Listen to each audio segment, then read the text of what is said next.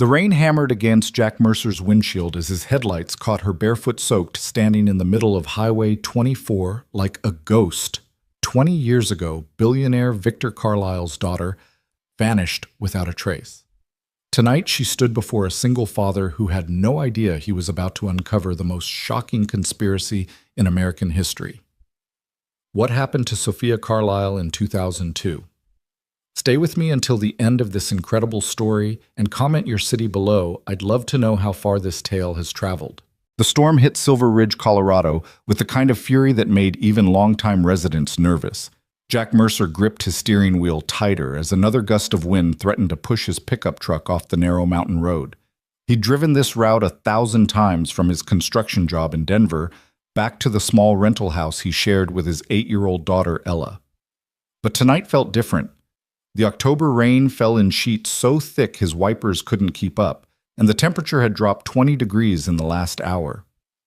"Should have left earlier," he muttered to himself, squinting through the windshield. The dashboard clock read 9:47 p.m. Ella would be asleep by now, curled up on Mrs. Henderson's couch next door, probably still clutching that stuffed rabbit she'd had since she was 3. The neighbor had been a godsend since Maria died 2 years now, though some days it felt like yesterday, others like a lifetime. Lightning split the sky, illuminating the road ahead for a brief, blinding second. That's when Jack saw her. A figure stood in the middle of the highway, arms wrapped around herself, head tilted up toward the rain as if welcoming it.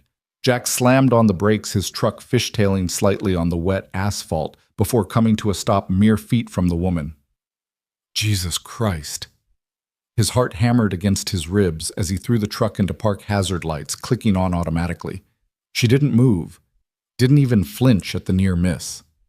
Through the rain-streaked windshield, Jack could make out long, dark hair plastered to her head, a thin dress that might have been white or cream. It was hard to tell with how soaked it was, and no shoes, no coat.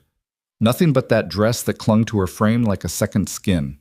Jack grabbed his work jacket from the passenger seat and jumped out of the truck. The rain hit him like ice-cold needles, instantly soaking through his flannel shirt. "Ma'am!" he shouted over the storm. "Ma'am, are you okay?" She turned slowly as if hearing him from very far away. Her eyes. God, those eyes.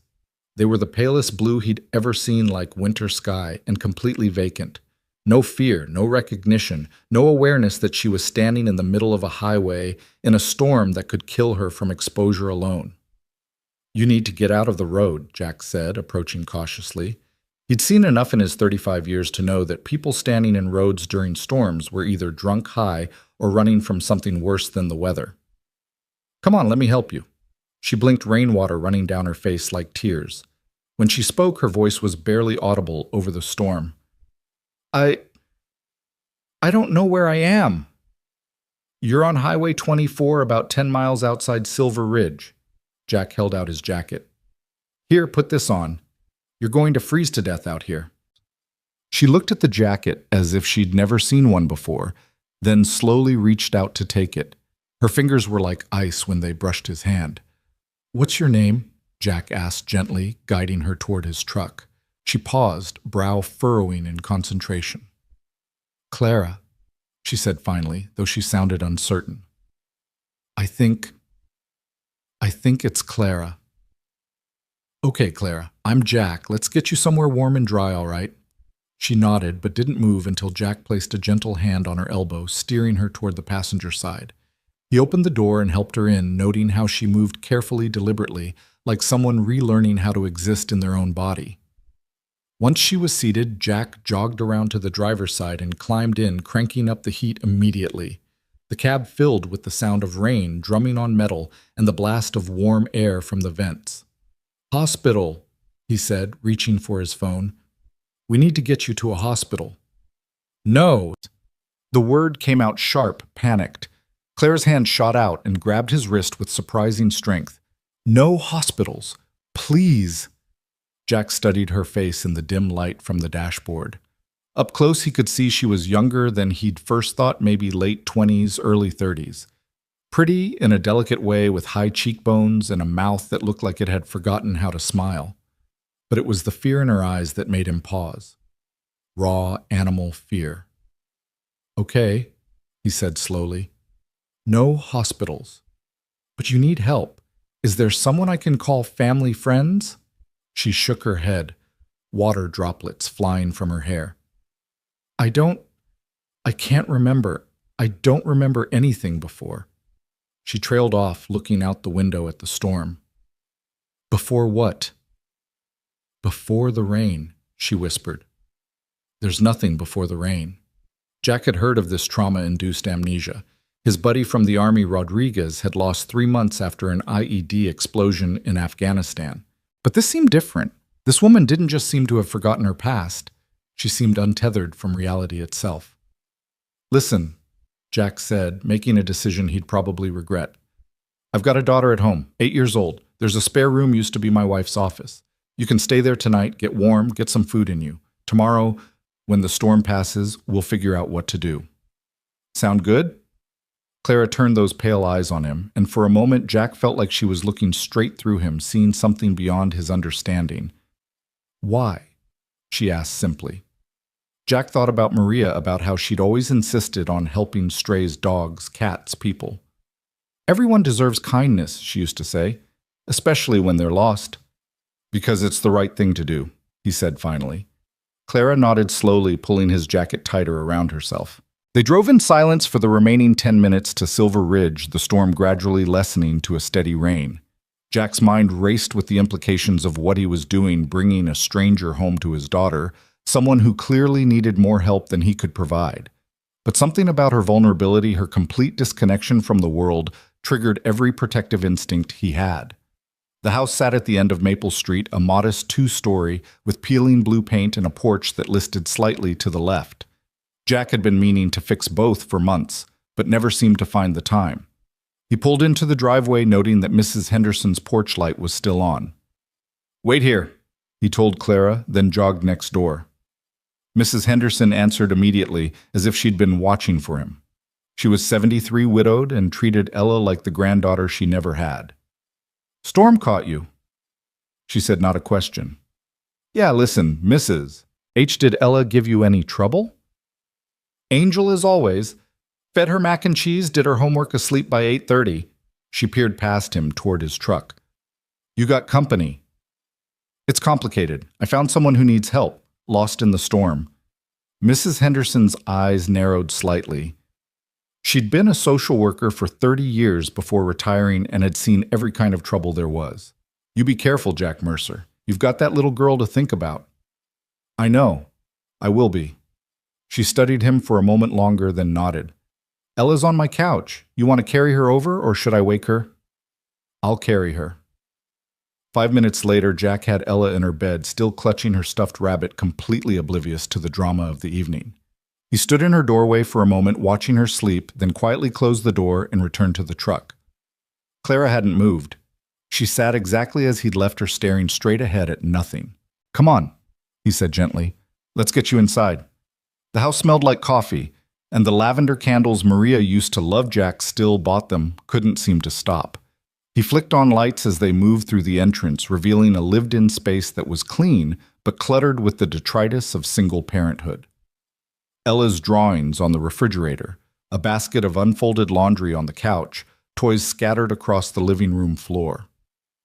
Bathroom's down the hall, Jack said, grabbing a towel from the linen closet. There should be some of my wife's clothes in the spare room closet. She was about your size. Take a hot shower change into something dry. I'll make some tea. Clara took the towel but didn't move.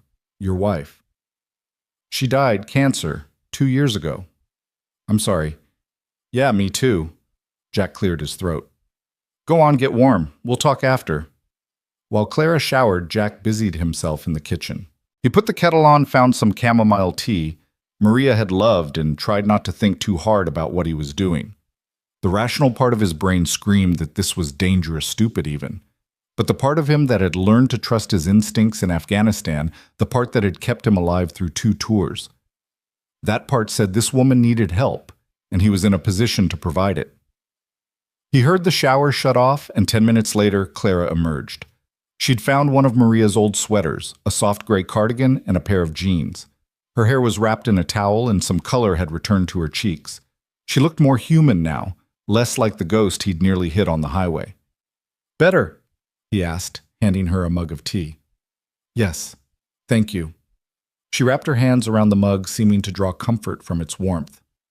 I should explain. You don't have to explain anything tonight. You're exhausted.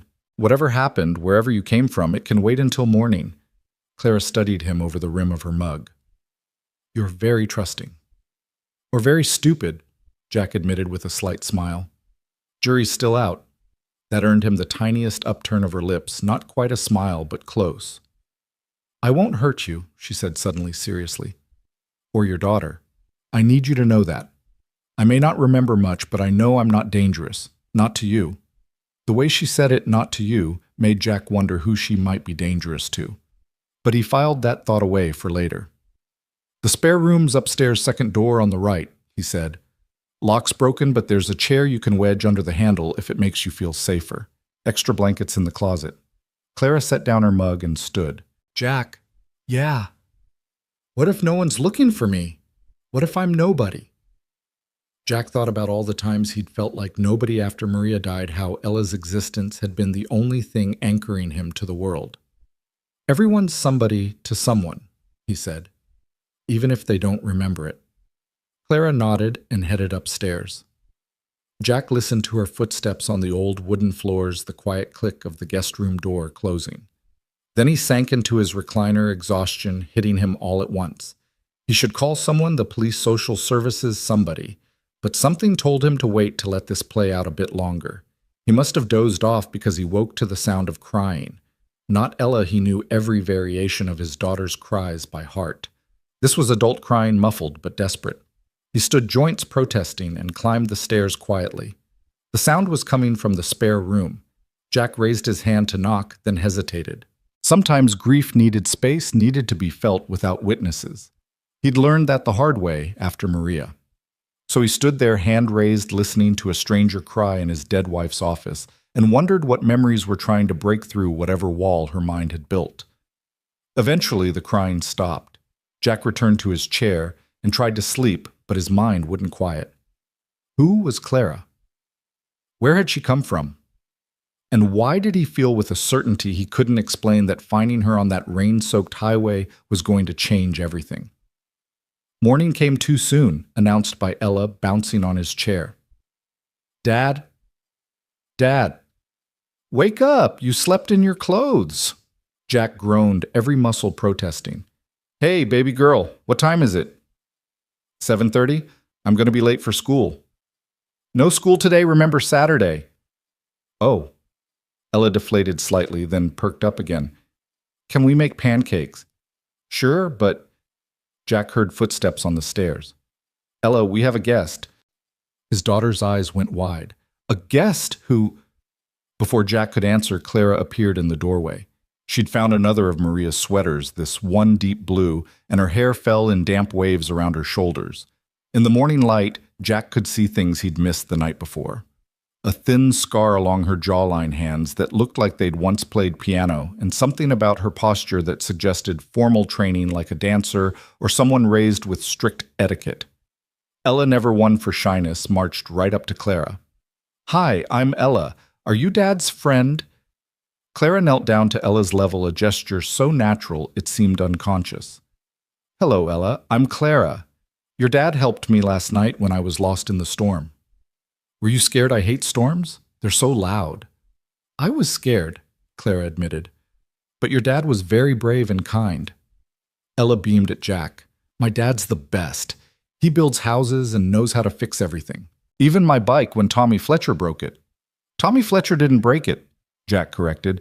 You crashed it trying to jump off the Hendersons' porch. It was a small jump, Ella protested, making Clara smile, a real smile this time. Would you like some breakfast, Clara? Ella asked. Dad makes the best pancakes. They're shaped like animals sometimes. Clara looked to Jack, questioning. He nodded. I would love some pancakes, she said. The three of them moved to the kitchen, Ella chattering nonstop about school, her friends, her art class, her rabbit, Mr. Flopsy. Clara listened with what seemed like genuine interest, asking questions at all the right moments. Jack watched them interact while he mixed batter, noting how comfortable Clara seemed with Ella, how naturally maternal her responses were. "Do you have kids?" he asked during a brief pause in Ella's monologue. Clara's hand stilled on her coffee mug. I don't know." Ella's eyes widened. "You don't know if you have kids?" "Ella." Jack started, but Clara held up a hand. "I was in an accident," she told Ella carefully. "It made me forget things. Important things. Like your family. Like my family." Ella considered this with the seriousness only an 8-year-old could muster. "That's sad. But maybe they're looking for you. We could put up posters like when Mr. Henderson's cat went missing." "Maybe," Clara said softly. Jack served pancakes regular circles, no animals, despite Ella's protests, and they ate in comfortable silence broken only by Ella's occasional observations. But Jack noticed things: how Clara held her fork with perfect etiquette, how she kept touching a spot on her chest where a necklace might rest, how her eyes lingered on the family photos scattered throughout the kitchen. After breakfast, Ella dragged Clara to the living room to show her drawings while Jack cleaned up. He could hear them talking, Ella explaining each piece in detail, Clara asking questions that made Ella giggle. It was the most animated he'd heard his daughter since Maria's death. His phone rang. Mrs. Henderson. "Jack Mercer, you better not have some crazy woman in that house with Ella." "She's not crazy, Mrs. H, just lost." I'm coming over." She hung up before Jack could protest. 5 minutes later, she was at the door, arms crossed, expression stern. But it softened when she saw Clara on the floor with Ella helping her color a picture of a butterfly. "Well," Mrs. Henderson said after a long moment, "she doesn't look dangerous." Clara stood, extending a hand. "I'm Clara. You must be Mrs. Henderson. Ella's told me wonderful things about you." Mrs. Henderson shook her hand, studying Clara with eyes that had seen too much to be easily fooled. "You running from someone, honey?" "I don't know," Clara answered honestly. "I don't remember." Mrs. Henderson moved closer, peering at Clara's face. Then she gasped, "Lord have mercy." "What?" Jack asked. Mrs. Henderson grabbed Clara's chin gently, turning her face toward the light. "That scar on your jaw. I've seen it before." Clara pulled back slightly. "You have?" "Not in person, in a photograph. There was a girl years ago, big news story, rich family kidnapping or runaway, they never figured out which." Mrs. Henderson pulled out her phone, typing rapidly. "What did you say your name was?" "Clara." "Clara what?" I don't know." Mrs. Henderson showed them her phone screen. It was an old news article from 2002, "Billionaire's daughter vanishes without a trace." The photo showed a young woman, maybe 18 or 19, with the same pale blue eyes, the same delicate features.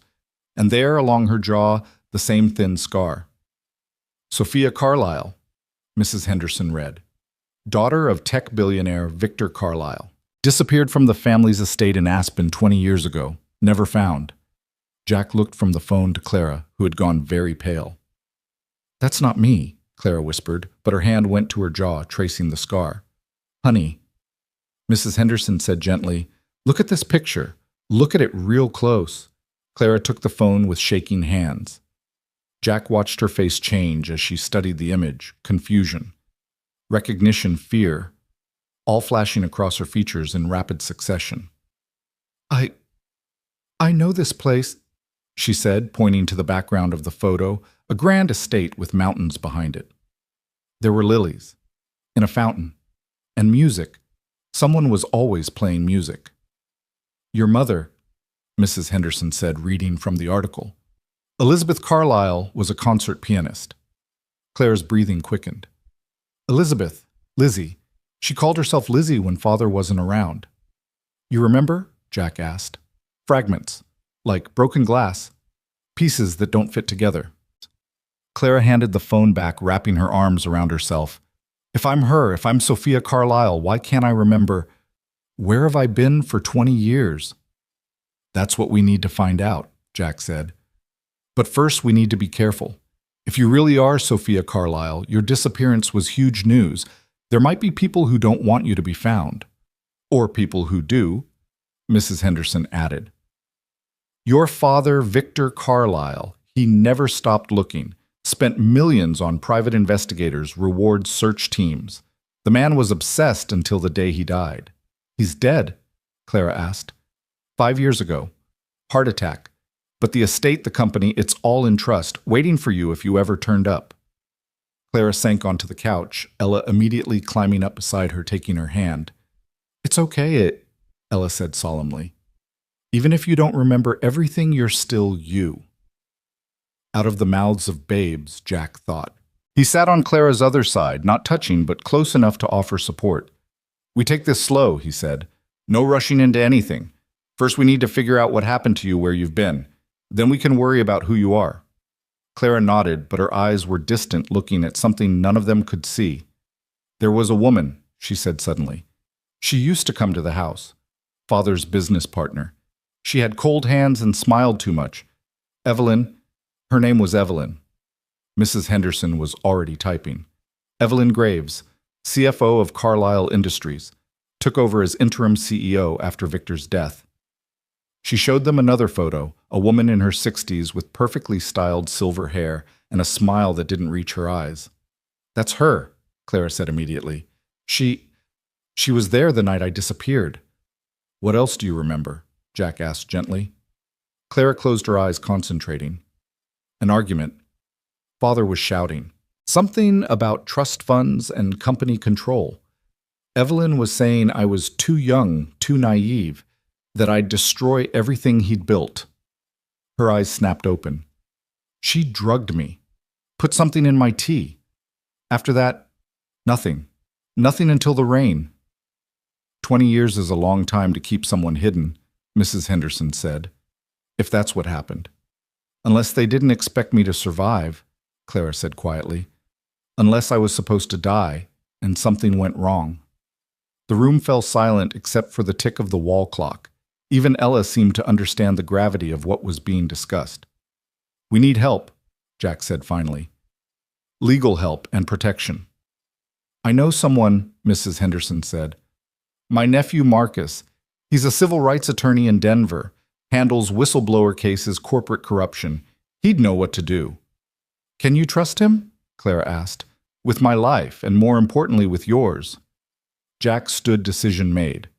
Call him. Set up a meeting. But here, not in Denver, I don't want Clara traveling anywhere until we know more. Mrs. Henderson nodded, already dialing. While she made the call, Jack noticed Clara had started trembling. Not from cold, the house was warm, but from the weight of possibility of a past rushing back in fragments. Hey, he said softly, you're safe here. Whatever happened, whoever you are, you're safe. She looked at him with those pale eyes, and for a moment he saw not the lost woman from the highway, but someone younger, someone who'd had her entire life stolen. Am I? She asked. If I'm really Sophia Carlyle, if Evelyn Graves did this? She's had 20 years to cover her tracks, 20 years to build her power. What chance do I have against that?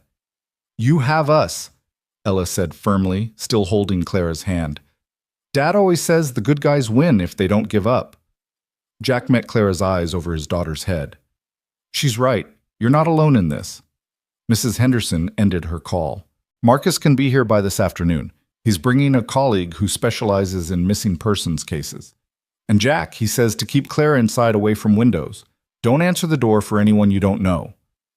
You think we're in danger? Clara asked. I think if you're who we think you are, you're worth about $6 billion, Mrs. Henderson said bluntly. That kind of money makes people do terrible things. As if to underscore her point, a black sedan drove slowly past the house.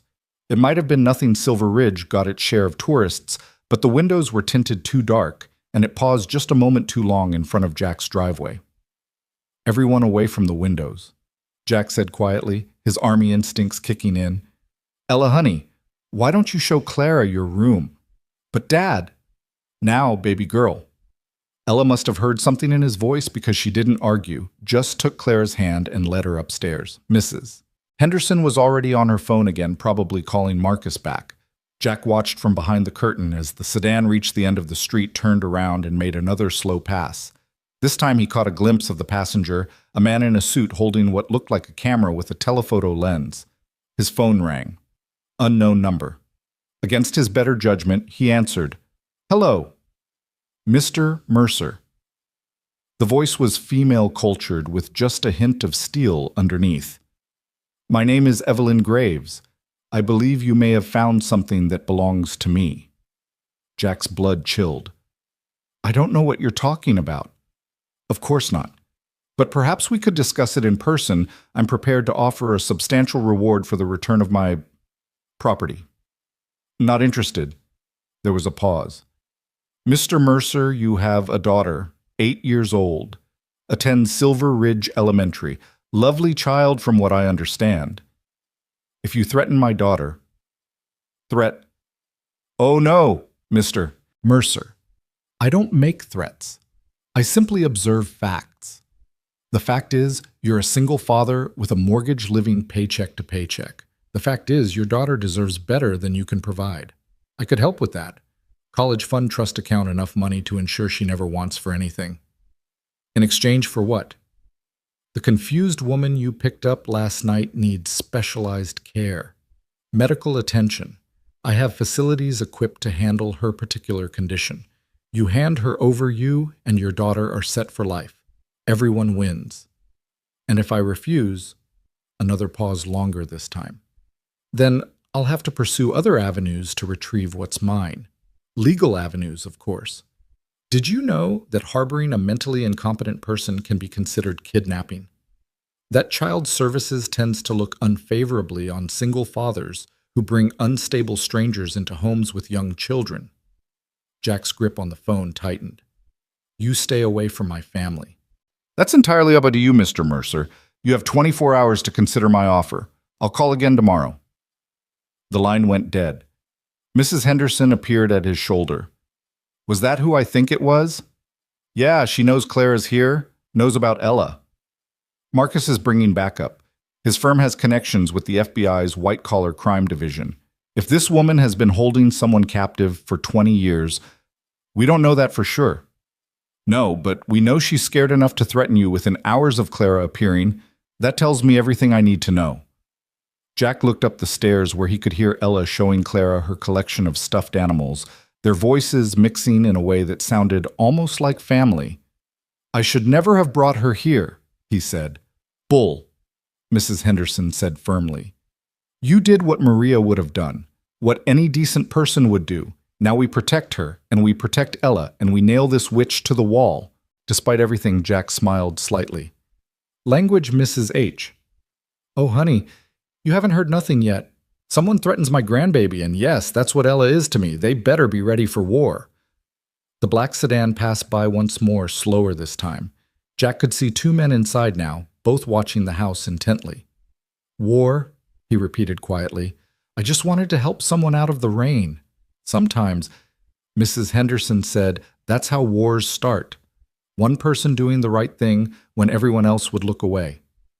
Upstairs, Ella laughed at something Clara said, the sound bright and innocent in a morning that had suddenly turned dark with possibility. Jack made a decision, then, not the smart one. Maybe not even the safe one, but the right one. "Call Marcus back," he said. "Tell him to bring everyone he can trust. If Evelyn Graves wants a fight, she's got one." The sedan had parked at the end of the street now, engine running, waiting. Jack let them see him watching. Let them know he wasn't intimidated. He'd faced worse than corporate criminals in Afghanistan. And he had something they didn't, something Maria had taught him. Sometimes the most powerful thing in the world was simply refusing to let go when someone needed you to hold on. Clara appeared at the top of the stairs, Ella beside her. "Jack, is everything okay?" He looked up at her, this woman who might be worth billions, who might have had 20 years stolen from her, who his daughter had already decided to protect with the fierce loyalty of childhood. "Everything's going to be fine," he said, and meant it. "We're going to figure this out together." Outside, storm clouds were gathering again on the horizon. But this time, Jack wasn't worried about the weather. He was thinking about Clara's eyes when she'd said Evelyn's name. The flicker of memory that had looked more like rage than fear. Maybe Clara wasn't the helpless victim everyone assumed. Maybe after 20 years, Sophia Carlyle was finally ready to fight back. and Jack Mercer's single dad from Silver Ridge, Colorado, was going to make sure she got that chance. The afternoon sun had barely broken through the gathering clouds when Marcus Henderson arrived with two companions. Jack watched from the window as they parked directly behind the black sedan, effectively blocking it in. The message was clear: they weren't intimidated either. Marcus was nothing like his aunt, where Mrs. Henderson was short and round. He stood well over 6 feet with the build of someone who'd played college football. His companions were equally impressive, a sharp-dressed woman with steel-gray hair and a younger man whose eyes constantly scanned their surroundings. "Uncle Jack!" Marcus called out loudly as he approached the house, making sure the watchers heard the familial reference. It was smart, establishing that this wasn't just some lawyer visiting a client, but family protecting family. Mrs. Henderson let them in quickly. "About time you got here." Marcus hugged his aunt, then turned to Jack with an extended hand. "Jack Mercer. Heard a lot about you. All good, mostly." His smile was warm, but his eyes were serious. "This is Diana Chen, former FBI, now private investigator. And Thomas Wright, he specializes in identity recovery cases." Diana Chen stepped forward, her handshake firm. "Mr. Mercer, we need to move quickly. The fact that Evelyn Graves has already made contact means she's desperate. Desperate people make mistakes, but they also make dangerous moves." "She threatened my daughter, what?" Jack said flatly. Thomas Wright, who looked young enough to be fresh out of law school but carried himself with surprising confidence, pulled out a recording device. "Did you record the conversation?" "No, I didn't think." "It's okay. We can work with that." "Where's Clara?" "Upstairs with Ella. They're coloring." Marcus raised an eyebrow. "The potential missing Carlisle heiress is upstairs coloring with an 8-year-old. It seems to calm her," Jack said defensively. "The memories, when they come, they're painful." Diana was already pulling out files from her briefcase. "We need to talk to her, but first let me show you what we found on the way here." She spread photographs across Jack's dining room table. Victor Carlisle was brilliant but paranoid. He installed security systems throughout his estate that uploaded to private servers that Evelyn Graves didn't know about. The photographs were grainy but clear enough. They showed a younger Evelyn Graves in what appeared to be a study, standing over someone slumped in a chair. The next photo showed 2 men carrying what looked like a body wrapped in a blanket. "This was taken the night Sophia Carlisle disappeared," Diana continued. "The official story was that she ran away, possibly kidnapped by someone she met online. But these images suggest something very different." Jack studied the photos, his military training helping him analyze the scene. "Those men, they're not handling her like a kidnap victim. They're careful, professional, like they've done this before." "Exactly," Thomas said. "We tracked down one of them, Raymond Morse. He's been working for Evelyn Graves for 25 years. And here's where it gets interesting. He owns a private medical facility in Wyoming, a place that specializes in long-term care for patients with severe dissociative disorders." "You think she's been held there for 20 years? "We know that facility has received regular payments from a shell company linked to Evelyn Graves," Marcus said. "Monthly payments of exactly the amount it would cost to keep someone sedated and controlled." Clara's voice came from the stairs. "I remember the needles." Everyone turned. She stood there with Ella beside her, both of them holding drawings. But Clara's eyes were focused on something far away. "They said it was medicine," she continued, descending slowly, "to help with my episodes. But the episodes only started after the medicine began." Diana Chen approached her carefully, the way someone might approach a wounded animal. "Clara, or should I call you Sophia?" "Clara," she said firmly. "Sophia feels like someone else. Someone I'm not ready to be yet." "Fair enough. Clara, I need to ask you some difficult questions. Are you up for that?" Clara nodded, moving to sit on the couch. Ella immediately cuddled up beside her, and Jack noticed how Clara's hand automatically went to stroke the child's hair, a protective maternal gesture. "Tell me about the facility," Diana said, sitting across from her. Clara's breathing deepened. "White walls, always white. They said I'd had a breakdown, that Father had sent me there to get better, but I wasn't allowed to call anyone, write letters. They said it would interfere with my treatment. How did you get out?" "There was a fire. Last week, I think time is fuzzy. The emergency systems failed, doors unlocked. I ran. I just ran until I couldn't anymore. Thomas was typing rapidly on his laptop. Fire at Morse Medical Center, Wyoming, 6 days ago. Electrical malfunction, supposedly. 2 staff members injured, 1 patient unaccounted for. That's over 300 miles from here, Jack said. You walked 300 miles. I hitchhiked some, Clara said quietly. A trucker gave me a ride part of the way, but when he started asking questions, I got scared, got out at a rest stop and kept walking. Diana pulled out another photograph. Do you recognize this woman? It was a picture of a young woman, beautiful, with long dark hair and Clara's same pale eyes, but this woman was laughing, vibrant, full of life. That's me, Clara whispered, taking the photo with trembling hands. But I look so different, so young. You were 19 when you disappeared, Marcus said gently. This was taken at your birthday party 2 weeks before. Clara stared at the photo and tears began sliding down her cheeks. I had a horse. Midnight. I loved that horse. What happened to him? Your father kept him, Diana said. Refused to sell him even when the stable hand said he was getting too old to ride. Said you'd want to see him when you came home. But father's dead. Yes, but Midnight isn't. He's 31 now, retired to a ranch in Montana. The estate still pays for his care. Clara's composure finally broke. She sobbed, clutching the photograph, and Ella wrapped her small arms around her as best she could. Jack moved to her other side, not touching, but present. They stole everything, Clara said through her tears. 20 years. My father died thinking I'd abandoned him. No, Diana said firmly. Victor Carlyle never believed you ran away. He spent every day of the last 15 years of his life looking for you. He hired hundreds of investigators, followed thousands of leads. The only reason Evelyn Graves was able to maintain control was because Victor refused to have you declared legally dead. Marcus pulled out a thick folder. This is your father's will. It's very specific. If you were found within 25 years of your disappearance, you inherit everything. The company, the estate, the trust funds, everything. How much?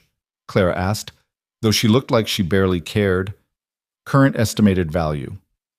About $6 billion. The room went silent. Even Ella seemed to understand the magnitude of that number. But here's the catch, Thomas added. If you weren't found by the 25th anniversary, which is in 6 days, everything goes to the current board of directors with Evelyn Graves as the primary beneficiary. That's why she's desperate, Jack said. She's 6 days away from winning. 6 days away from getting away with it, Diana corrected. But we're not going to let that happen. The black sedan's engine suddenly roared to life outside. Marcus smiled grimly. They're going to have a hard time leaving. He pulled out his phone, showing them a video feed. I had my associates attach a GPS tracker while we were talking. Wherever they go, we'll know. Clara stood suddenly pacing to the window. She'll come for me, Evelyn. She won't let me testify, won't let me claim what's mine. Which is why we're moving you, Diana said. Safe house, federal protection. We can have marshals here within the hour. No. Everyone turned to look at Clara. No more running, she said. No more hiding. I've been hidden for 20 years. If we run now, she wins. She gets to spin whatever story she wants. Clara, it's dangerous, Jack started. Everything's dangerous, Clara interrupted. But I have something now I didn't have before. I have proof. I have people who believe me. She looked at each of them in turn, her gaze lingering on Ella. And I have a reason to fight. Marcus and Diana exchanged glances. What do you propose? Marcus asked. We go public, today, before she can create a counter-narrative. Thomas shook his head. That's risky. She'll have lawyers, PR teams. And I have the truth, Clara said, plus whatever else you found in those servers. Diana smiled slowly. Actually, that might work. I have contacts at the Denver Post, CNN, Fox News. A story like this, they'd kill for it. But we need more than just her word, Marcus said. We need... A knock at the door interrupted him. Everyone froze. Were you expecting anyone? Diana asked Jack. No. Another knock more insistent. Mr. Mercer? My name is Dr. Patricia Morse. I'm here about my patient. Clara went rigid. That's her. The woman from the facility, the one who gave me the injections. Diana already had her phone out recording. Marcus moved to the door while Thomas positioned himself by the back exit. Jack pushed Ella behind him. "Dr. Morse," Marcus called through the door. "I'm Marcus Henderson, attorney. My client doesn't wish to speak with you. Your client is mentally ill and needs medication. Without it, she could become violent, dangerous to herself and others. Do you have a court order? I have medical power of attorney granted by her father." "Her father is dead," Marcus interrupted. "Has been for 5 years. Any power of attorney died with him." There was silence. Then Dr. Morse's voice came back harder. "She's been under my care for 2 decades. I have documentation of her illness, her episodes, her inability to function." Clara suddenly yanked open the door before anyone could stop her. "You mean the documentation of how you kept me drugged, how you told me my father didn't want to see me, how you made me believe I was insane?" Dr. Patricia Morse was a thin woman in her 60s with gray hair pulled back in a severe bun. Her eyes widened, seeing Clara, then narrowed. "Sophia, you're confused. Your illness? My name is Clara now, and the only illness I had was whatever you put in those needles. You need to come with me, for your own safety." "She's not going anywhere," Jack said, stepping beside Clara. Dr. Morse's gaze shifted to him dismissively. "And you are someone who's not afraid of you. You should be Mr. Mercer. You have no idea what you're dealing with. This woman has a documented history of violence delusions, documented by you." Diana interrupted her phone, still recording.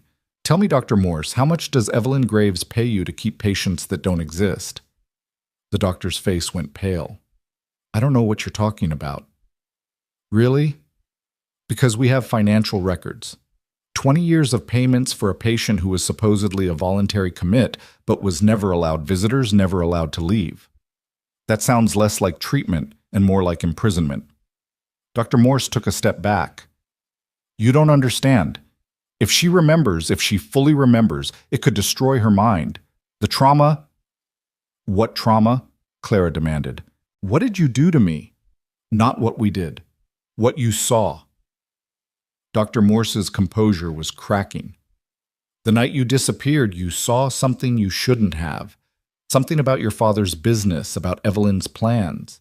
She couldn't kill you, that would have been too suspicious. So she had you, contained, controlled. It was supposed to be temporary just until certain deals went through. But then your father kept looking, kept pushing, and temporary became permanent. You're admitting to kidnapping and false imprisonment," Marcus said calmly. "On recording." Dr. Morse's eyes widened as she realized what she'd said. She turned to run, but Thomas was already there, blocking her path. "I think you should stay," he said pleasantly. "The FBI will want to talk to you." The doctor looked around wildly. Then her shoulders slumped. "You don't understand what Evelyn is capable of, what she'll do to protect what she's built. She has judges, politicians, police—" Had Diana corrected, past tense. "Because in about an hour, this story is going to be on every news channel in the country. Hard to buy your way out of that kind of spotlight."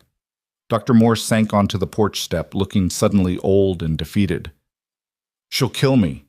When she finds out I talked, she'll kill me." "Only if she's free to do it," Marcus said. "Help us, and we'll make sure she never gets the chance." Clara knelt in front of the doctor. 20 years. You stole 20 years of my life. The least you can do is help me get justice." Dr. Morse looked at her for a long moment. "You really don't remember, do you? What you saw that night? Tell me." "Your father was going to change his will, cut Evelyn out completely. She'd been embezzling, setting up shell companies, preparing to take over. But Victor found out. He was going to expose her, have her arrested. The meeting was scheduled for the next morning. So she took me." "She killed him," Dr. Morse said quietly. "Not directly, but the stress of losing you, the guilt, the obsessive searching, she knew it would destroy him. And it did. Heart attack at 62, sitting at his desk with your picture in his hand." Clara stood slowly, and Jack saw something change in her face. The lost woman from the highway was gone. In her place stood someone harder, angrier, more determined. "Where's the proof?" she asked. "What—" "The real documentation. Not the false medical records, but the real proof of what she did. You kept it, didn't you, as insurance?" Dr. Morse hesitated, then nodded. Safety deposit box, First National Bank in Denver. Diana was already on the phone with her FBI contacts. Within minutes, they could hear sirens approaching. The black sedan peeled out tires squealing, but Marcus just smiled. "Let them run," he said. "We know where they're going." The next hour was chaos. FBI agents swarmed the house, taking statements, collecting evidence. A doctor. Morse was taken into custody both for her crimes and her protection. Ella, overwhelmed by all the activity, clung to Clara's hand, and Clara held on just as tight. "You okay, sweetheart?" Clara asked her during a brief break in the questioning. Ella nodded solemnly.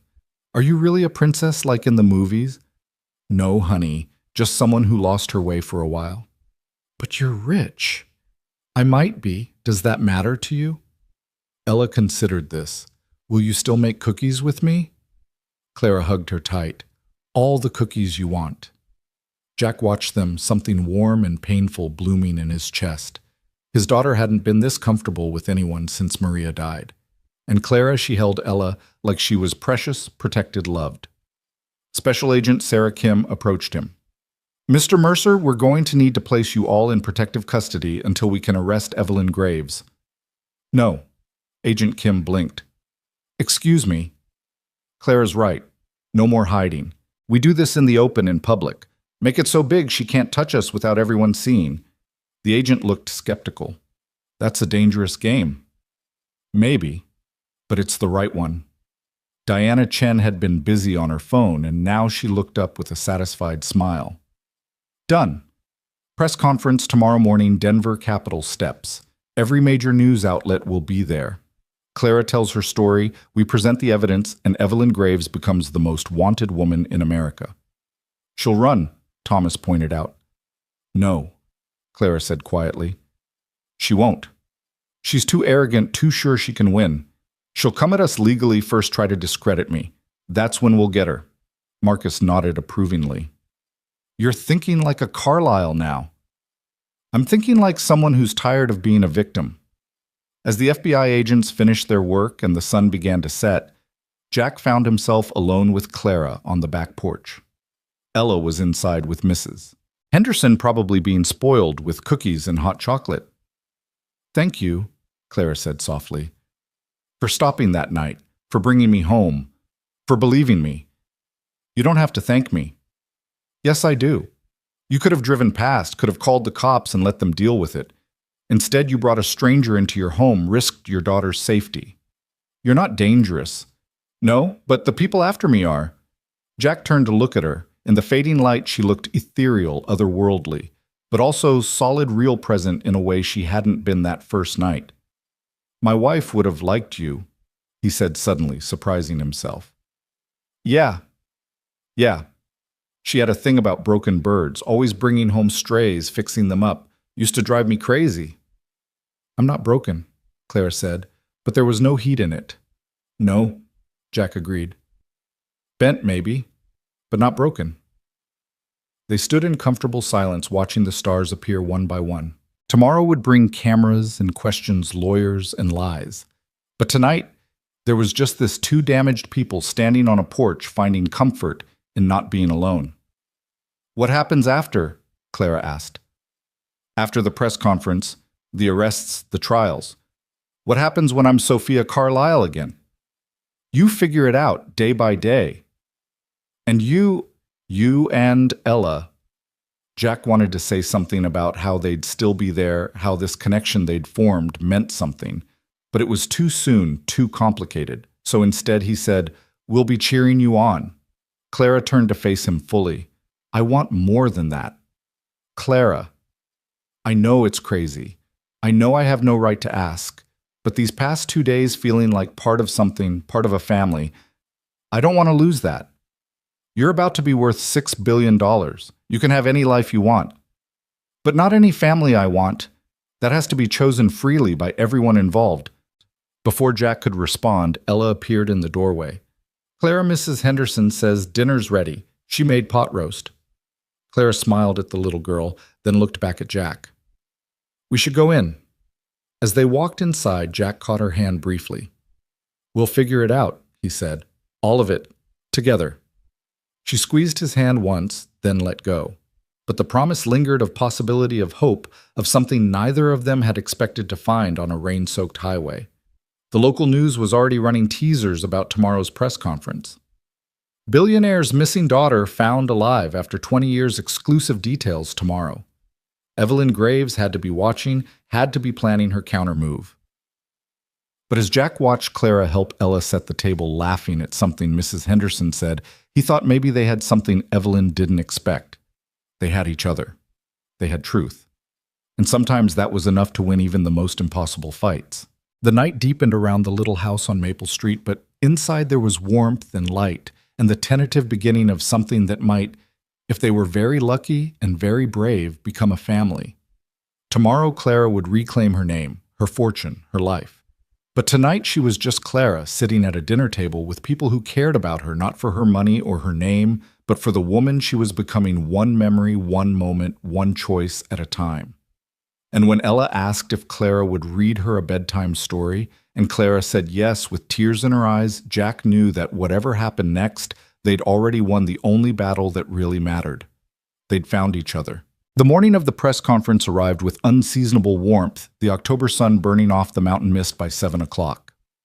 Clara stood in front of the bathroom mirror in Jack's house, staring at her reflection as if seeing herself for the first time. Diana Chen had brought her a navy blue dress, professional but not ostentatious, and helped her with makeup that made her look polished, but not artificial. "You ready for this?" Diana asked, applying the final touches of lipstick. "No," Clara said honestly, "but I don't think I ever will be." Downstairs, Jack was trying to convince Ella that she couldn't come to Denver with them. The little girl stood with her arms crossed, lower lip jutting out in determination. "But Clara needs me," Ella insisted. "What if she gets scared?" "The FBI agents will be there, sweetheart, and Marcus and Diana, but they're not us, Dad. We're her family now." The word hung in the air as Clara descended the stairs. Family. Such a simple word for such a complicated thing. "She's right," Clara said quietly. "I'd feel better if you were both there." Jack looked torn. "It could be dangerous. If Evelyn tries something." "She won't. Not with all those cameras. She's too smart for violence in public. That's not her style." Clara knelt beside Ella. "But you have to promise to stay close to your dad. Okay? No wandering off." "Promise," Ella said solemnly, then threw her arms around Clara's neck. "You look pretty, like a princess going to save her kingdom." Marcus arrived with a convoy of FBI vehicles. The plan was simple: drive to Denver, hold the press conference, present the evidence, and let public pressure do what 20 years of searching hadn't bring Evelyn Graves to justice. But as they loaded into the vehicles, Clara's phone, a burner Marcus had given her, rang. Unknown number. "Don't answer," Diana started, but Clara had already accepted the call and put it on speaker. "Hello, Sophia." Evelyn Graves' voice was exactly as Clara remembered, cultured cold, with an undertone of perpetual disappointment. "Or are you going by Clara now I heard about your little press conference? I'm disappointed.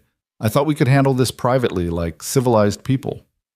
"Civilized people don't lock teenagers in psychiatric facilities for 20 years, Clara replied, her voice steady.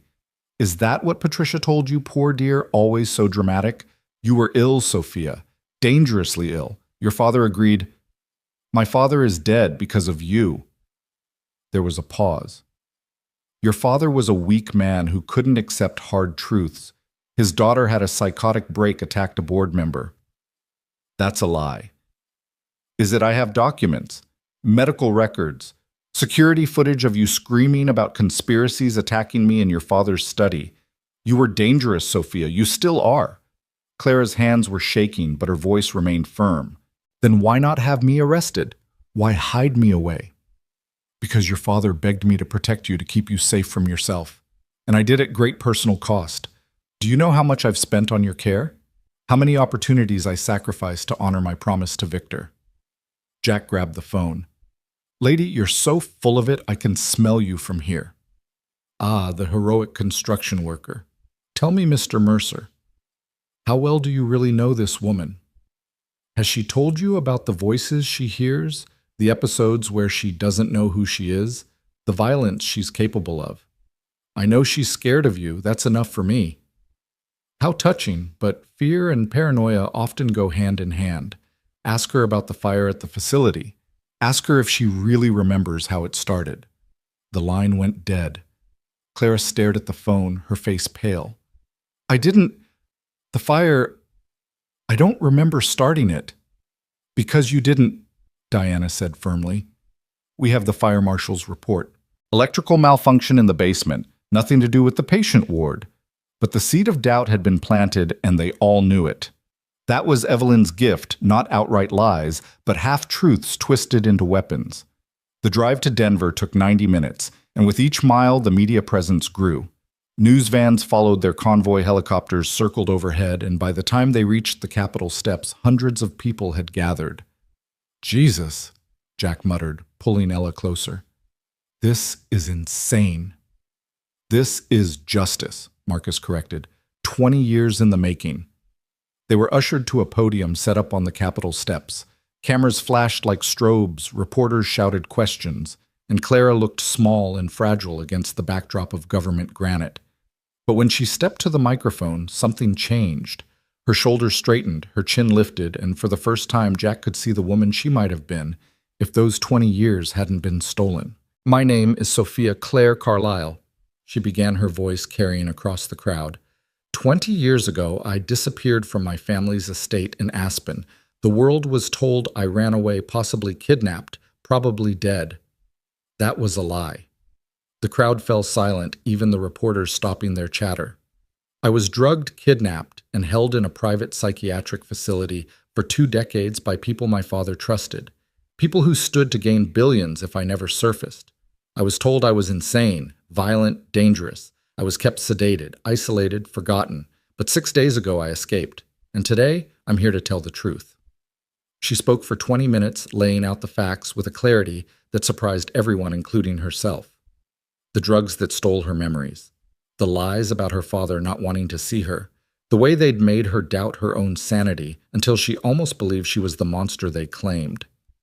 When she finished, the questions came in a flood. Where's your proof? Diana stepped forward with boxes of documents.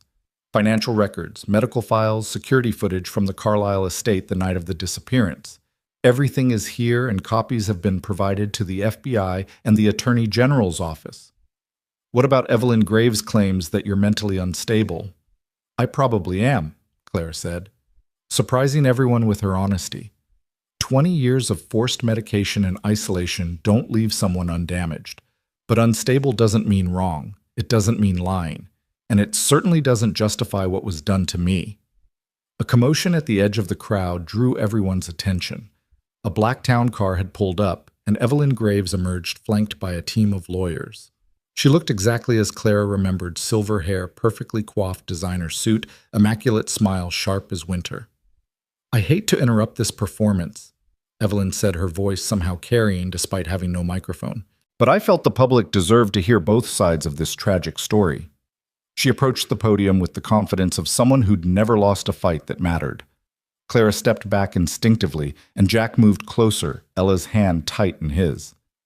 Ladies and gentlemen, Evelyn continued, somehow commandeering the press conference. What you're witnessing is the heartbreaking result of mental illness left untreated. Sophia Carlyle did disappear 20 years ago into a delusion so complete that she's convinced herself of this elaborate conspiracy. You're lying, Clara said, but without a microphone, her voice barely carried.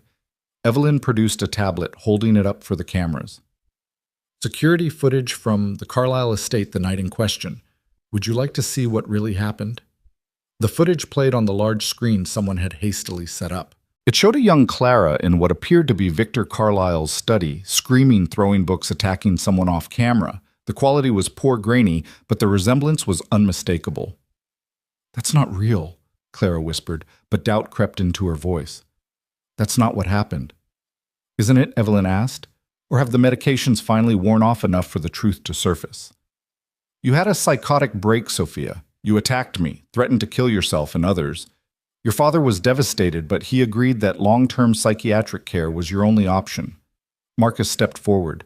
That footage has been doctored. We can prove apochika. Can you... How convenient that you claim evidence is fake when it doesn't support your narrative.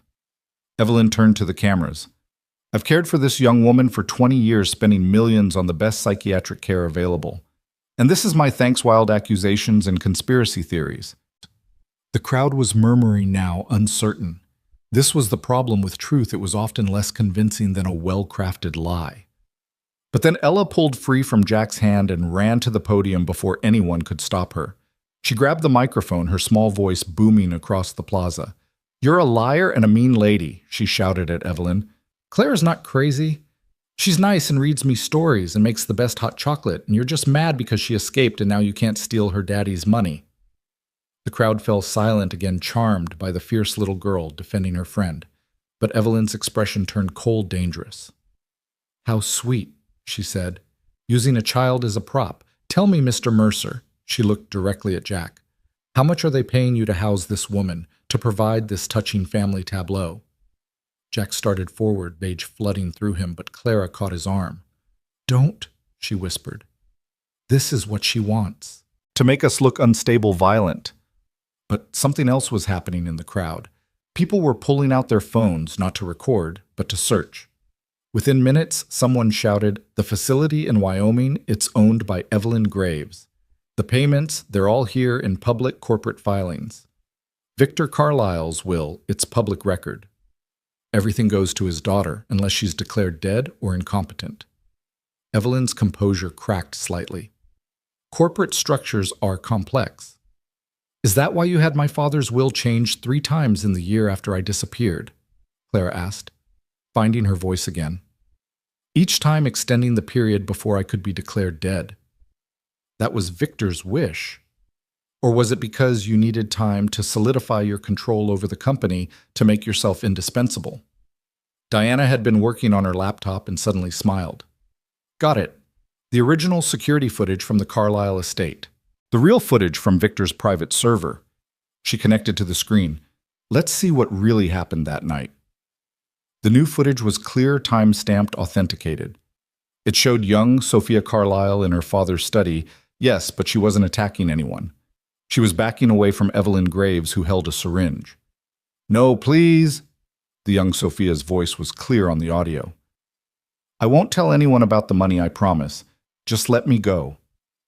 I'm afraid it's too late for that, dear, Evelyn's younger self replied. Your father's too trusting. He'd believe you over me, and I've worked too hard to let a spoiled child ruin everything. The injection, the struggle, Sophia collapsing. Then the 2 men entering, wrapping her in a blanket, carrying her out, and Evelyn's voice cold and calculating. Make sure she's kept sedated. I don't care how long it takes. She doesn't leave that facility until I say so. The crowd exploded. Reporters surged forward, shouting questions at Evelyn, whose lawyers formed a protective wall around her. That's fabricated, Evelyn shouted. Deep fake technology. But the FBI agents were already moving Agent Kim's voice, cutting through the chaos. Evelyn Graves, you're under arrest for kidnapping, false imprisonment, conspiracy to commit fraud. The list went on, but Clara had stopped listening. She was shaking, the adrenaline of confrontation giving way to something deeper. 20 years of gaslighting, of being told she was insane, of doubting her own memories, all validated in a few minutes of authentic footage. Jack wrapped an arm around her shoulders, and she leaned into him, drawing strength from his solid presence. Ella hugged her from the other side, fierce and protective. You did it, Jack murmured. You won. Not yet, Clara said, watching as Evelyn was led away in handcuffs, still protesting her innocence. She has resources, lawyers, connections. This isn't over. But something had shifted in the crowd's energy. People were applauding, some crying. A woman pushed forward, grabbing Clara's hand. My daughter disappeared 10 years ago, she said through tears. They said she ran away, but I never believed it. Seeing you here, seeing you fight, it gives me hope. More people pressed forward, sharing stories of lost loved ones, of systems that failed them, of justice delayed but not forgotten. Clara listened to each one, held their hands, promised to help however she could. Marcus appeared at her elbow. We need to get you somewhere safe. Evelyn's not the only one with an interest in the Carlisle fortune. There will be others. Let them come, Clara said with a firmness that surprised everyone, including herself. I'm done hiding. The ride back to Silver Ridge was quieter than the morning journey. Ella had fallen asleep against Clara's shoulder, emotionally exhausted from the day's drama. Jack drove while Marcus and Diana fielded calls from reporters, lawyers, and law enforcement. The board of directors is calling an emergency meeting, Marcus reported.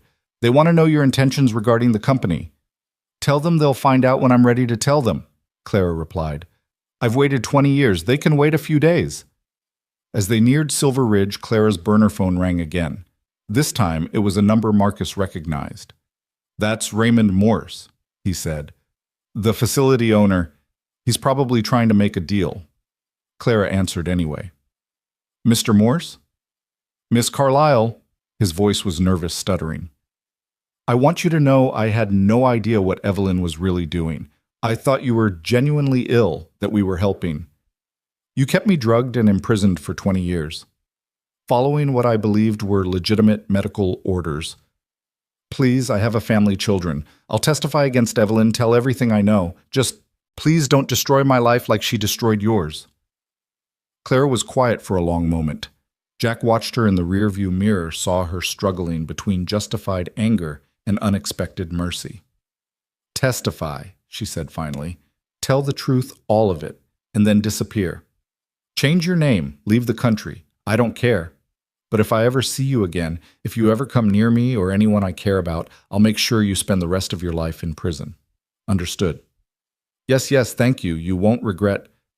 Clara hung up. That was generous, Diana observed. That was strategic, Clara corrected. His testimony will ensure Evelyn never sees freedom again, and honestly, I don't have enough anger for everyone involved. Just her. She's the one who stole everything. They pulled into Jack's driveway as the sun was setting, painting the mountains in shades of gold and crimson. Mrs. Henderson was on the porch, waiting with a pot of coffee and enough food to feed an army.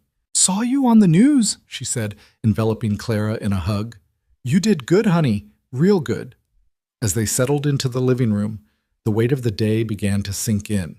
Clara had her identity back. Her truth validated her enemy arrested. But what came next? You'll need to go to Aspen, Marcus said gently. The estate is yours now.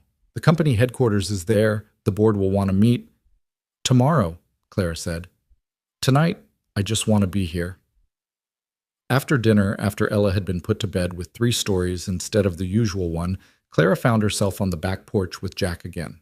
It was becoming their spot, their place for conversations too important for anywhere else. You were incredible today, Jack said.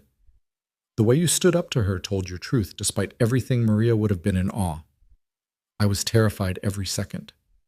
Courage isn't the absence of fear. It's doing what needs to be done despite the fear. Clara turned to look at him. Is that from your army days? That's from my raising a daughter alone after losing my wife days. They sat in comfortable silence, the night sounds of Silver Ridge surrounding them. Crickets, a distant dog barking the whisper of wind through the aspens. I have to leave, Clara said finally. You know that, right? I have to go to Aspen, deal with the estate, the company. Figure out who Sophia Carlyle is supposed to be. I know. But I want to come back, if you'd be okay with that. Jack reached over and took her hand. Clara, you're about to be one of the richest women in America. You could live anywhere, do anything. Why would you want to come back to a small mountain town and a broken-down house with a single dad and his daughter? Because this is where I remembered how to be human, Clara said simply. This is where I found myself. Not Sophia Carlyle, the billionaire's daughter. Just Clara, who reads bedtime stories and makes hot chocolate and sits on back porches trying to figure out how to live. We'll be here, Jack promised. However long it takes, whatever you need to do. We'll be here. Clara squeezed his hand, then stood. I should sleep. Tomorrow's going to be complicated. As she reached the door, Jack called out, Clara. She turned. Ella was right, you know, what she said at the press conference. You do make the best hot chocolate. Clara laughed, the sound bright and genuine in the darkness. That's the first thing I remembered how to do. 3 nights ago, when I couldn't sleep, I came down to your kitchen and my hands just knew, like muscle memory from before. From your mother. Maybe. I hope so. She went inside, leaving Jack alone with his thoughts. 3 days ago, he'd nearly hit a stranger on a rain-soaked highway. Now that stranger had become something he couldn't quite name, not quite family, more than friend, a presence that had somehow made their broken little household feel complete again. Inside, Clara paused outside Ella's room. The little girl was sleeping peacefully. Mr. Flopsy clutched in her arms. On the nightstand was a drawing she'd made that afternoon. While the adults were dealing with lawyers, it showed 3 figures holding hands in front of a house. "My family" was written across the top in careful, wobbly letters. Clara touched the drawing gently, tears sliding down her cheeks. Not for what she'd lost 20 years couldn't be recovered, but for what she'd found. A little girl who defended her without hesitation. A man who'd offered shelter without conditions. A home that wasn't grand but was filled with something infinitely more valuable than money. Tomorrow she would drive to Aspen and face the ghosts of a life interrupted. She would walk through rooms she barely remembered, look at pictures of parents now dead, try to understand the empire built on her absence. She would meet with lawyers and accountants and board members who would see her as either an opportunity or a threat. But tonight, she was just Clara standing in a hallway in a modest house in Silver Ridge, Colorado, listening to a child's peaceful breathing and knowing that somehow against all odds she'd found her way home. Not to the home she'd lost, but to the one she'd needed, a place where broken people helped each other heal, where family was chosen rather than inherited, where love wasn't about blood or money, but about showing up, staying present, and refusing to let go. The moon rose over the mountains full and bright, illuminating a world that suddenly seemed full of possibility. And somewhere in Denver, in a federal holding cell, Evelyn Graves sat in silence, her empire crumbling, her carefully constructed lies exposed. Justice had taken 20 years, but it had finally arrived. Not with vengeance or violence, but with truth spoken in a clear voice, a child's fierce loyalty, and the unshakable power of people who refused to let injustice stand. The story would continue tomorrow. There would be trials and testimonies, financial complications, and corporate battles. But the hardest fight was already won. Clara had reclaimed not just her name or her fortune, but her right to exist, to remember, to be believed. And in a small house at the end of Maple Street, 3 people who'd been strangers just days ago settled into sleep. Not yet a family, but something close, something growing, something that 20 years of lies couldn't destroy and $6 billion couldn't buy. Something real. The Carlisle estate in Aspen looked exactly as Clara remembered it, in her fragments sprawling pristine and cold. She stood at the iron gates with Marcus and Diana, watching the morning sun reflect off windows that had once been her whole world. The lawyers had given her the keys the night before, along with a portfolio thick enough to use as a weapon. "You ready for this?" Diana asked. "No," Clara admitted, but she pushed the gate open anyway. The driveway curved for a quarter-mile through manicured grounds that had been maintained perfectly, despite having no one to appreciate them. The fountain she remembered was there, lilies floating on the surface just as they had 20 years ago, as if time had stopped within these walls. The house itself was a monument to wealth without warmth. 32 rooms, Marcus had told her, though she remembered using maybe 6 of them. The front door opened before they reached it, revealing a line of staff she didn't recognize, all watching her with a mixture of curiosity and apprehension. "Miss Carlisle," the head housekeeper, an older woman with kind eyes, stepped forward. "I'm Margaret Flynn. I started here 5 years ago, but some of the staff remember you from before." Clara saw him then, an elderly man at the end of the line, tears streaming down his weathered face. She knew him instantly. "James," she breathed, moving past the others to reach the old groundskeeper. "You're still here." "Miss Sophia," he said, his voice breaking, "I knew you'd come home.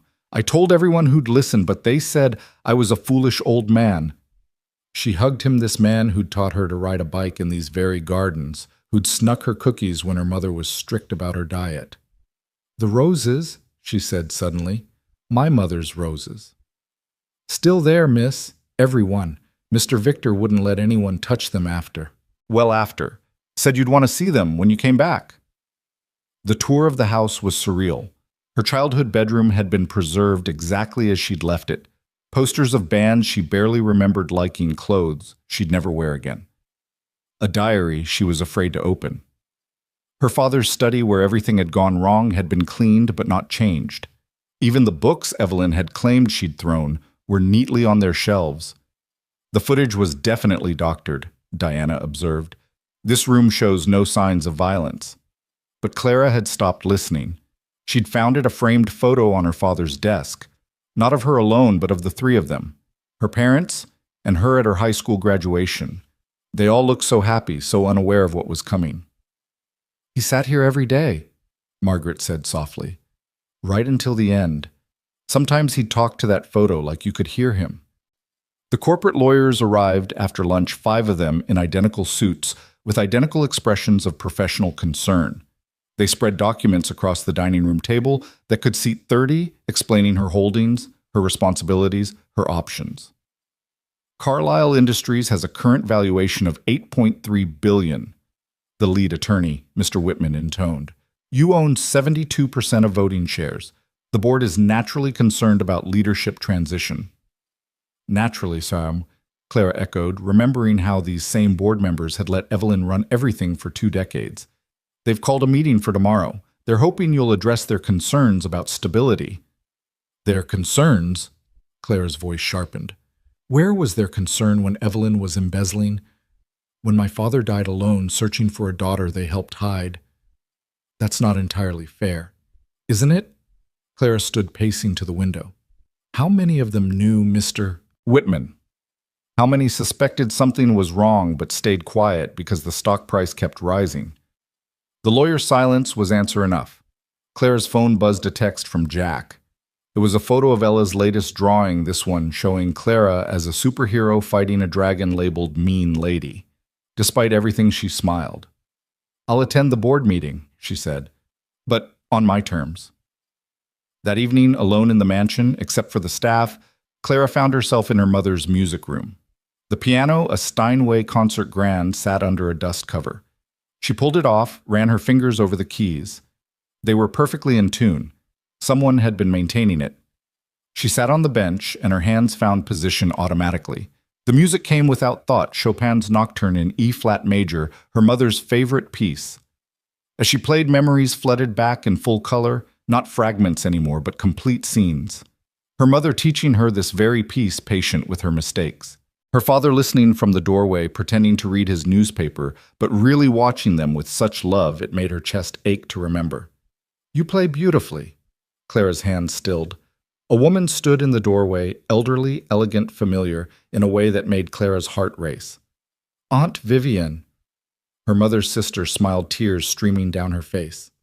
"Hello, darling girl. I'm sorry I wasn't at the press conference. I was in Paris, flew back as soon as I heard." They collided in the middle of the room, holding each other, as 20 years of separation dissolved. Vivian had aged, her dark hair gone, silver lines mapping years of grief on her face, but her perfume was the same, bringing back memories of holidays and laughter. "I looked for you," Vivian said into Clara's hair. "I hired investigators, psychics, anyone who claimed they could help. Evelyn told me you'd run away, that you'd always been troubled, but I knew she was lying." "Why didn't you do something?" "I tried, but I had no proof, no legal standing. Victor shut me out after you disappeared. Evelyn convinced him I was making his grief worse with my conspiracy theories." Vivian pulled back, studying Clara's face. "You look so much like Elizabeth. She would be so proud of how strong you've been." They talked through the night, Vivian filling in gaps about the years Clara had lost. How her father had changed, becoming obsessed with finding her. How Evelyn had slowly taken control, always seeming so helpful, so dedicated. How the company had grown but lost its soul, becoming the kind of corporate machine Victor had once fought against. "There's something else," Vivian said as dawn approached. "Something I've been holding for 20 years, hoping I'd get to give it to you." She produced an envelope, aged and yellowed. Clara's name was written across it in her mother's handwriting. "Elizabeth gave this to me a week before she died," Vivian explained. "She said to give it to you when you were ready to hear hard truths. I think that time is now." Clara opened it with trembling hands. Inside was a single sheet of paper and a small key. "My darling Sophia," the letter began, "if you're reading this, it means I'm gone and you're facing difficult choices.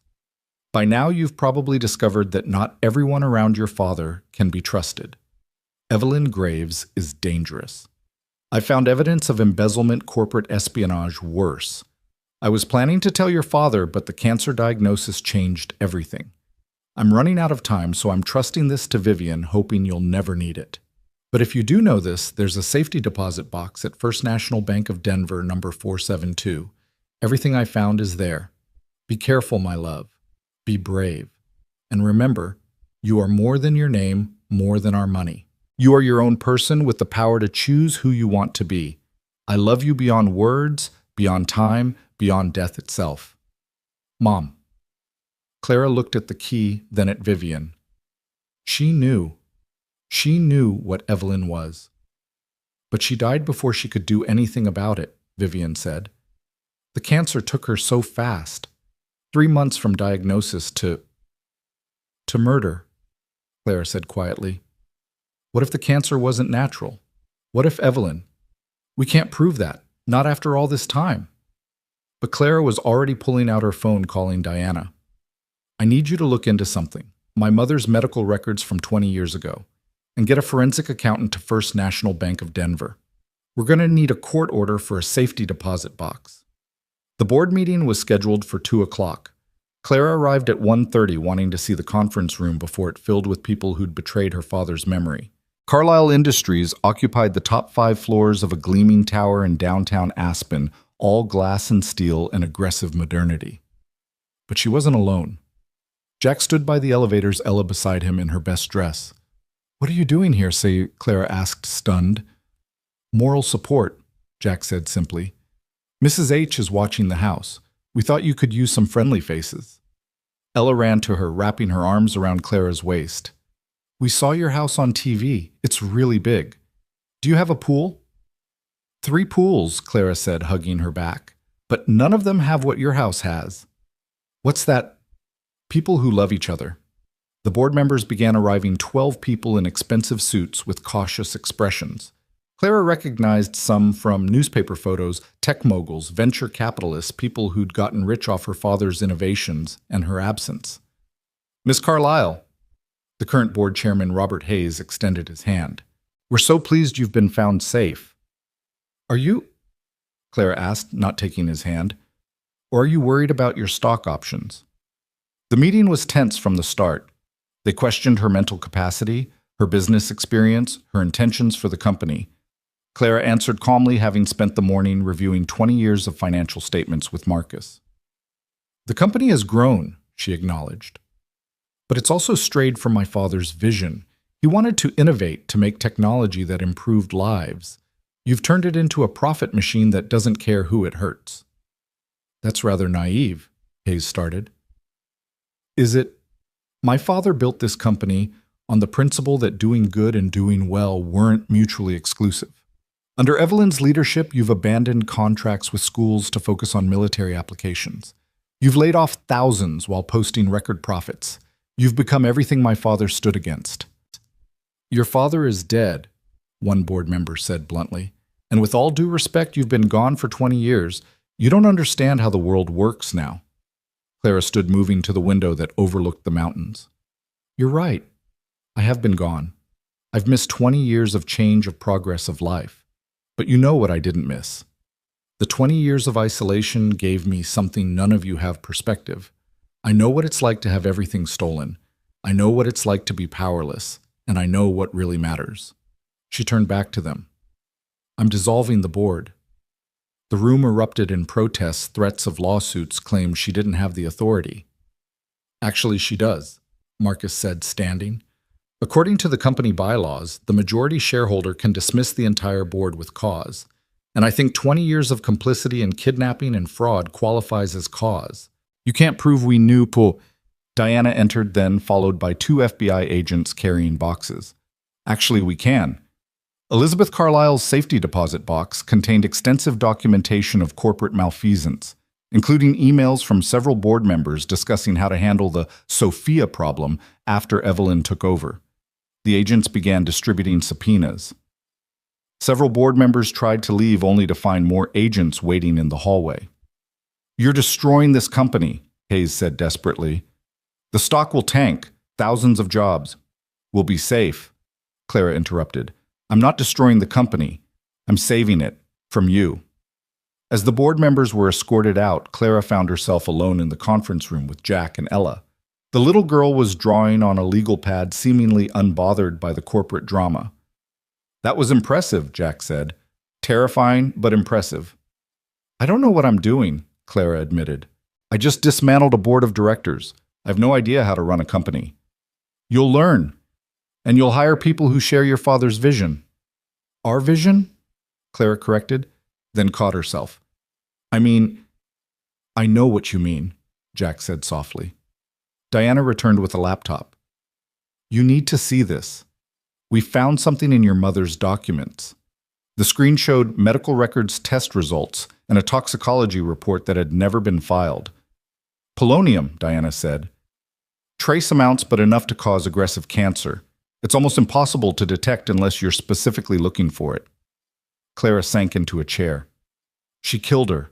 Evelyn killed my mother. We can't prove she administered it, but we can prove she had access to it through a subsidiary that dealt with nuclear medical equipment, and we can prove she was the last person to have tea with your mother before she got sick. Tea, Clara said numbly. Always tea. That's how she drugged me too. Ella looked up from her drawing. The mean lady is really, really mean. Yes, baby, Clara said, pulling the girl onto her lap. She really is. That evening, back at the estate, Clara made a decision. She called a press conference for the next morning, but this time it wasn't about revealing truth or seeking justice. It was about choosing her future. I need to ask you something, she told Jack as they walked through her mother's rose garden, and I need you to be honest.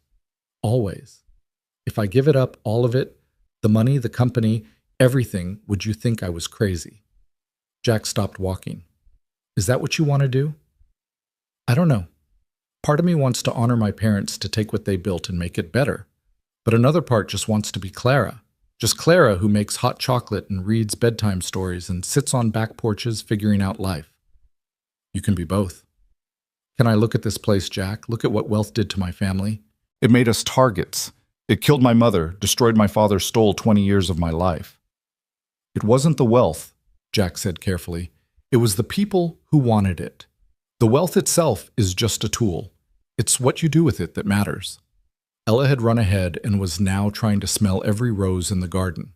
They watched her, this little girl who'd lost her mother but refused to let grief define her. She's remarkable, Clara said. She likes you, Jack replied. More than likes. She's been asking if you're going to be her new mom. Clara's breath caught. What did you tell her? That family isn't something you rush, that it has to be chosen by everyone involved. And what do you choose? Jack turned to face her fully.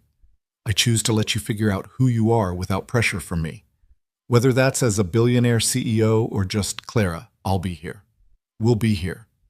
Even if I'm complicated, even if the trials drag on for years, even if there are more threats, more danger, even then. The next morning's press conference was different from the first. Clara stood in front of the Carlyle Industries building, but this time she wasn't defending herself. She was defining herself. My name is Sophia Claire Carlyle, she began. But I've chosen to go by Clara. Clara because that's who I became when everything else was taken away. Clara because that's who a little girl in Silver Ridge knows. Clara because names like families can be chosen. She announced the creation of the Sophia Carlyle Foundation dedicated to finding missing persons and supporting survivors of long-term captivity. She announced the restructuring of Carlyle Industries, returning it to its roots of ethical innovation. And she announced that she would be splitting her time between Aspen and Silver Ridge, between the life she'd lost and the life she'd found. I could let what happened define me, she said, looking directly into the cameras. I could become bitter, vengeful, focused only on punishing those who hurt me. But I've learned something in the past week. Grace isn't about forgetting what was done to you. It's about choosing who you become despite it. And I choose to become someone my parents would be proud of. Someone that little girl who defended me deserves. Someone worthy of the second chance I've been given. The questions came, but Clara answered them with a calm she hadn't possessed a week ago. Yes, she would testify at Evelyn's trial. No, she wouldn't be seeking revenge against everyone involved. Yes, she would be keeping some of the board members who'd proven themselves ethical. No, she wouldn't be living full-time in the estate. Why not? One reporter asked. It's a beautiful home. It's a beautiful museum, Clara corrected. But homes aren't about beauty. They're about the people inside them. That afternoon, she did something that would have been inconceivable to the old Sophia Carlyle. She had the estate open to the public on weekends, turning it into a museum with proceeds going to the foundation. She kept a private apartment for when business required her presence, but the rest became a testament to her parents' legacy rather than a prison of memory. Marcus handled the legal complexities while Diana managed the investigation that was spreading to encompass dozens of co-conspirators. The trials would take years, but Clara found she didn't care about watching them all fall. Evelyn was in custody, denied bail as a flight risk. That was enough. A month later, Clara stood in Jack's kitchen teaching Ella how to make hot chocolate the way her mother had taught her real chocolate, not powder with a hint of cinnamon and love. Jack was at the table working on blueprints for a new project, occasionally looking up to watch them with an expression that made Clara's heart race. "Is this really happening?" she asked him that night on the porch. Their spot, their place for truth. Which part? The part where you survived 20 years of hell. The part where you brought down a conspiracy. Or the part where you're learning to make a life despite it all. The part where I'm happy, Clara said. The part where I wake up and my first thought isn't about what I've lost, but about what I have. That's the only part that matters. The Carlyle fortune would always be there, a responsibility and a resource. The trials would continue justice, grinding slow but certain. The foundation would grow, helping others find their way home. But those were details, subplots in a larger story. The real story was simpler. A woman who'd lost everything found herself on a rain-soaked highway. A single father stopped to help. A little girl offered unconditional love. And together they built something that 20 years of captivity couldn't destroy and $6 billion couldn't buy. They built a family. Not the one Clara had lost, but the one she'd needed. Not perfect, but real. Not defined by blood or money, but by choice, the choice to show up, to stay, to believe in the possibility of happiness even after the impossible had happened. Evelyn Graves had stolen 20 years, but she couldn't steal this Clara's hand in Jack's as they watched the stars. Ella's laughter from upstairs, where she was supposed to be sleeping, Mrs. Henderson's apple pie cooling on the counter, the sense that tomorrow would come and they would face it together. "I love you," Clara said suddenly, surprising herself with the admission. Jack squeezed her hand. "I know." "That's it? That's all you're going to say?" "No. I'm going to say that I loved you from the moment you stood in my doorway, soaking wet and lost, but still concerned about scaring Ella. I loved you when you remembered how to make hot chocolate. I loved you when you stood up to Evelyn, when you chose justice over revenge, when you gave up a mansion to stay in our cramped little house. It's not cramped. It's cozy." "It's home," Jack corrected. "Our home if you want it to be." Clara turned to face him. "I spent 20 years in one prison. I don't want the estate to become another, even a golden one. I want this. I want Sunday dinners and homework help and arguing about whose turn it is to do dishes. I want real life messy and complicated and beautiful." "Then you have it. You have us." Inside, Ella had given up pretending to sleep and was watching from the window. When she saw them kiss, she let out a whoop that probably woke Mrs. Henderson next door. "Ella Marie Mercer," Jack called out. "Get back in bed." "Is Clara going to be my mom now?" Ella shouted back. Clara and Jack looked at each other. Then Clara called out, "We'll discuss it over pancakes tomorrow. Animal-shaped ones. Any shape you want." They heard Ella's door close, then immediately open again. "I love you, Clara." "I love you too, sweetheart." The door closed for real this time, and Clara found herself crying not from grief or trauma, but from the overwhelming realization that she'd found her way to exactly where she belonged. "No more tears," Jack said, wiping them away gently. "You've cried enough for multiple lifetimes." "These are different," Clara said. "These are happy tears. I didn't know I still had those in me." The moon rose over Silver Ridge, the same moon that had witnessed her escape, her return, her rebirth. But tonight it witnessed something else.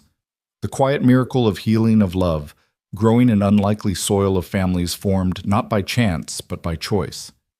Tomorrow would bring challenges. The company needed restructuring. The foundation needed organizing.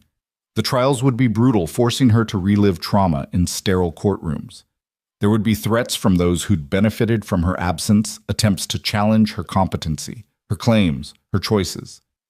But tonight, none of that mattered. Tonight, Clara sat on a back porch in Colorado with a man who'd saved her in more ways than one, while upstairs a little girl dreamed of animal-shaped pancakes and new beginnings.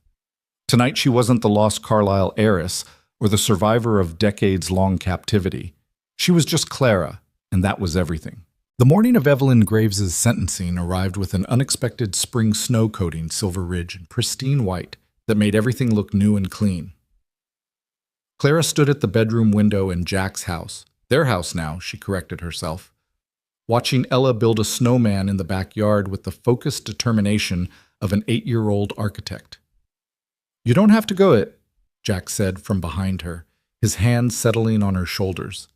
"Diana can represent you. The victim impact statement is already submitted." "I need to see her face," Clara said quietly. "I need to look her in the eye one last time and let her know she didn't break me." It had been 6 months since that night on the highway.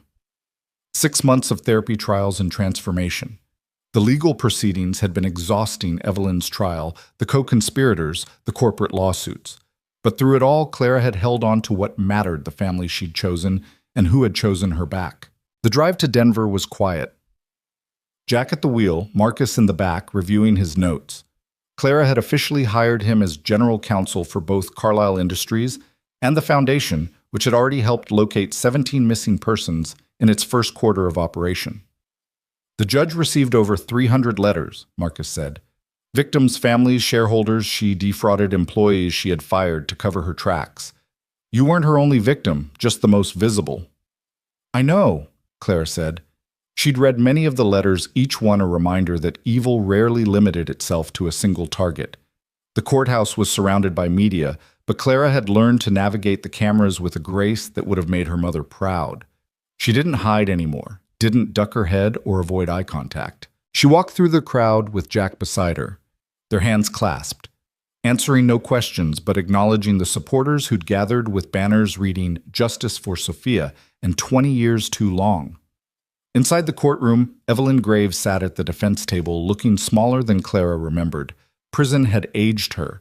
The perfect silver hair was now dull gray, the designer suits replaced with standard issue clothing.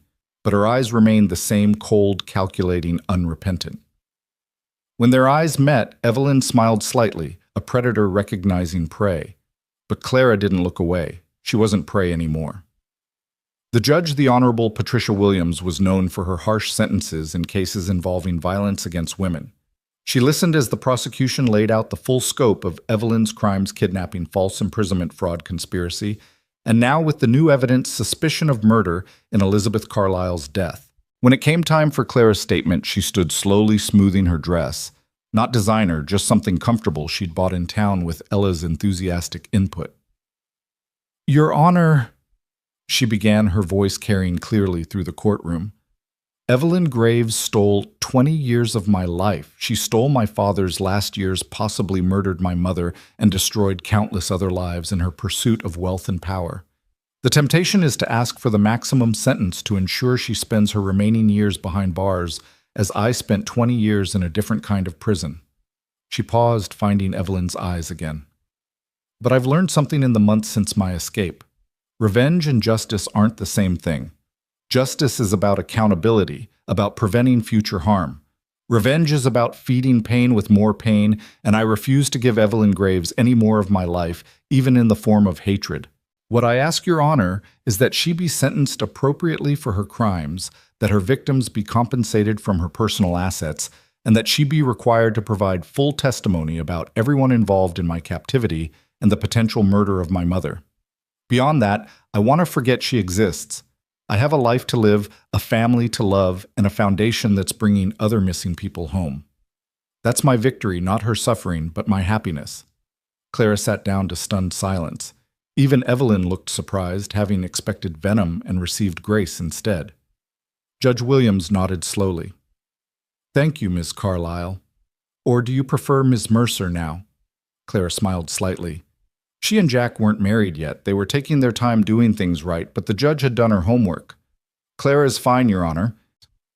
The sentence when it came was severe, but just 40 years for kidnapping, 20 for false imprisonment, 15 for fraud sentences to run concurrently with the possibility of parole in 25 years.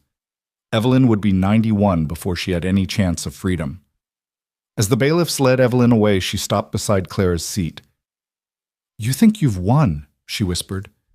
But you're just like your father, too soft, too trusting. The world will eat you alive.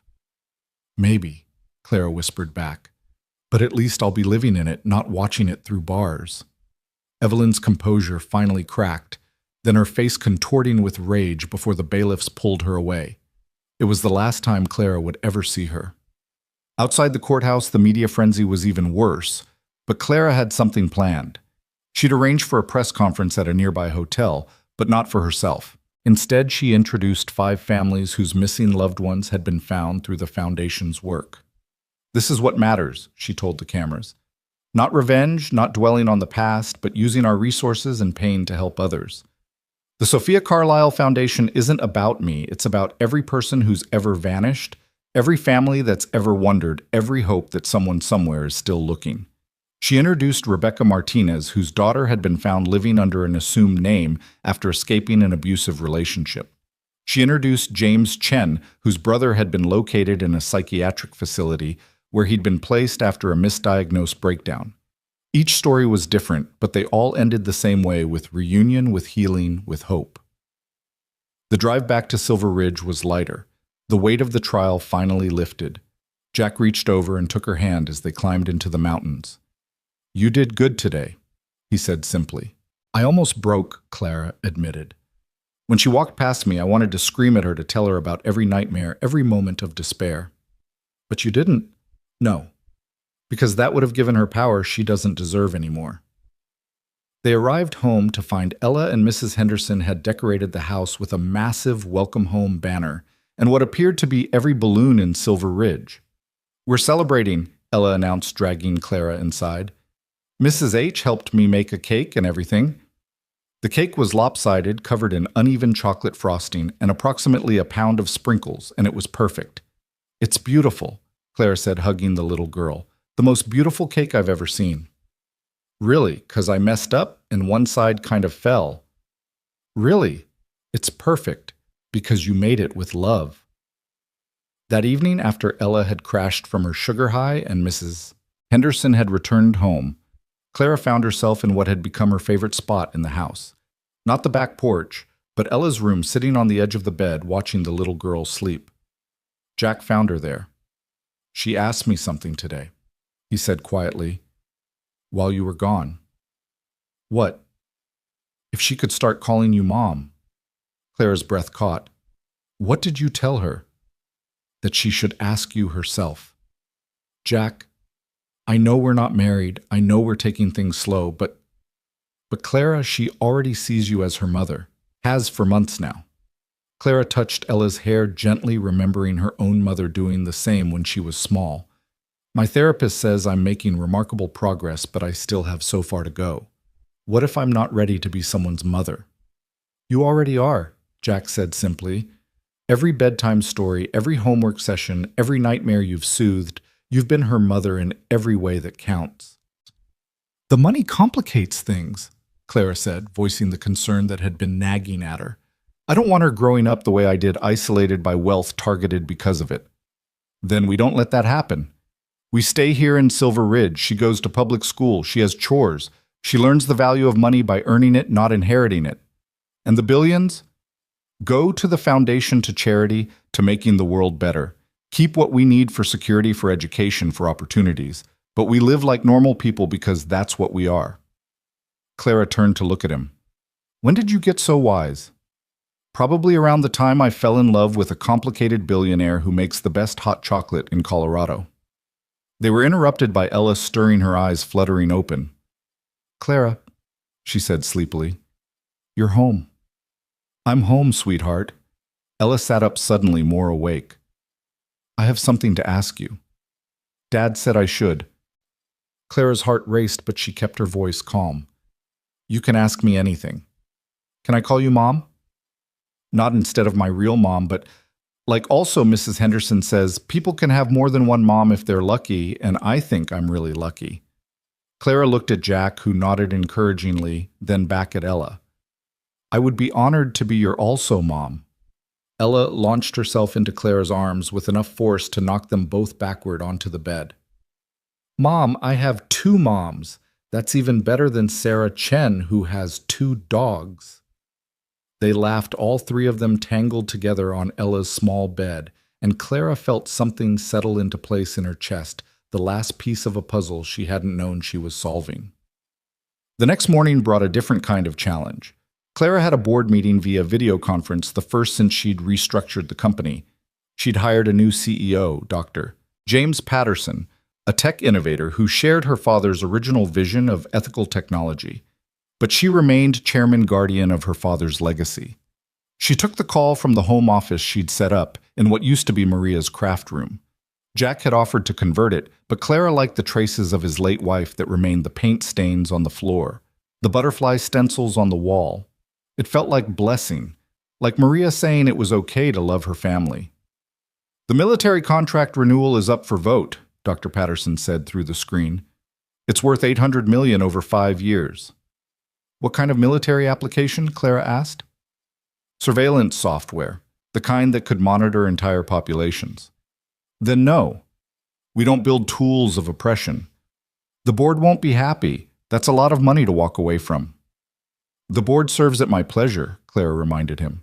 And I'd rather have a smaller company with a clean conscience than an empire built on suffering. After the call, she found Jack in the garage working on a rocking chair. He'd taken up woodworking as a hobby, creating beautiful pieces that he donated to the foundation's safe houses. How'd the meeting go? He asked, not looking up from his sanding. I just turned down $800 million. Good for you. Pizza for dinner. Clara laughed. This was what she loved about Jack. He understood that the money was just numbers on a screen, that the real wealth was in their daily life together. Actually, she said, I was thinking we could go to the autumn festival. Ella's been talking about it for weeks. The Silver Ridge Autumn Festival was exactly the kind of small-town event Clara had never experienced growing up. There were carnival games, local craft vendors, a pie-eating contest that Jack entered and lost spectacularly, and a dance floor set up under strung lights where couples swayed to a local band. Clara watched Ella run from booth to booth with her friends, just another kid at the festival, not the daughter of one of America's wealthiest women. This was what she'd wanted: normalcy, community, belonging. Dance with me, Jack said, pulling her onto the floor. People are staring, Clara murmured as he spun her around. Let them. They're just jealous I'm with the prettiest woman here. Flatterer. Truth-teller. They danced as the sun set behind the mountains, and Clara realized she hadn't thought about Evelyn, about the trials, about the lost years all day. The past was losing its hold on her, replaced by the present's immediate joys and the future's bright possibilities. Clara, Mom, look. Ella ran up holding a goldfish in a bag. I won it at the ring toss. Can we keep it? Of course, Clara said, then stage whispered, but your dad has to clean the bowl. Hey, Jack protested, but he was smiling. They walked home together as the festival wound down, Ella chattering about names for her goldfish. Jack carrying the various prizes she'd won, Clara feeling the kind of contentment she'd thought was lost to her forever. That night, after Ella was asleep with her goldfish now named Mr. Bubbles in a bowl beside her bed, Clara stood in the kitchen making hot chocolate. It had become her meditation, her way of connecting with the mother she'd lost and the mother she was becoming. Jack came up behind her, wrapping his arms around her waist. Vivian called while you were putting Ella to bed. She wants to visit next week. That would be nice. Ella will love her. She also said the forensics came back on your mother's case. They found enough evidence to posthumously charge Evelyn with murder. Clara's hand stilled on the spoon. It won't bring her back? No, but it's justice. Your mother deserves that. She deserves to be remembered for more than how she died. Clara turned in his arms. I want to start a music program for kids who can't afford lessons. Call it the Elizabeth Carlisle Music Academy. That's beautiful. She would love that. They stood there in the kitchen holding each other, and Clara marveled at how different her life had become. 6 months ago, she'd been a ghost, neither dead nor truly alive. Now she was a mother, a partner, a force for change in the world. I love you, she said, the words coming easier now. I love you too, even if you are worth $6 billion. 5.8 billion, she corrected. I gave some away today. To what? Children's hospitals, homeless shelters, that program that helps veterans with PTSD. Oh, and I bought the old Brennan farm. Jack pulled back. That's 40 acres. What are you going to do with 40 acres? Build a retreat center for the foundation, a place where families can reunite after long separations, where survivors can heal, somewhere beautiful and peaceful, and close to home. Everything important is close to home now. A week later, Vivian arrived with a U-Haul full of Clara's childhood belongings she'd been storing. I saved everything I could, she explained as they unpacked boxes. Photos, your mother's jewelry, your father's first computer, the one he built the company with. Ella was fascinated by everything, especially the photos of young Clara. You were little like me. Everyone was little once, Clara said. Though seeing her childhood self was jarring, that girl had no idea what was coming. Even Dad? Ella asked skeptically. Even Dad? I bet Mrs. Henderson has pictures. I need to see these immediately. As Ella ran next door, Vivian pulled Clara aside. You've built something beautiful here. It's not what anyone expected. The heiress to the Carlisle fortune, living in a 3-bedroom house in small-town Colorado. It's exactly what Elizabeth would have wanted. She always said the estate was too big, too cold. She wanted to raise you somewhere real. That evening, they had dinner in the backyard. Nothing fancy, just grilled burgers and corn on the cob. Ella regaled Vivian with stories from school. Jack and Clara shared amused glances over her head, and Mrs. Henderson stopped by with her famous apple pie. This is your family, Vivian said to Clara as they cleaned up. Not by blood, but by choice. And that's often stronger. Were you ever angry, Clara asked suddenly, that I got 20 years stolen while you had to live through them? Vivian considered this. I was angry at the situation at Evelyn, at the injustice, but never at you. And seeing you now, seeing how you've refused to let bitterness define you, it makes those 20 years of searching worth it.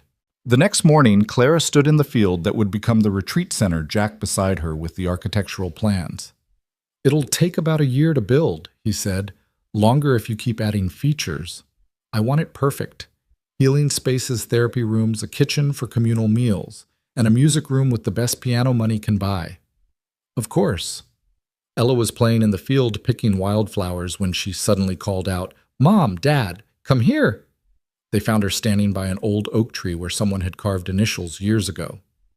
Look, she said, tracing the letters, VM plus JM. Do you think they lived happily ever after?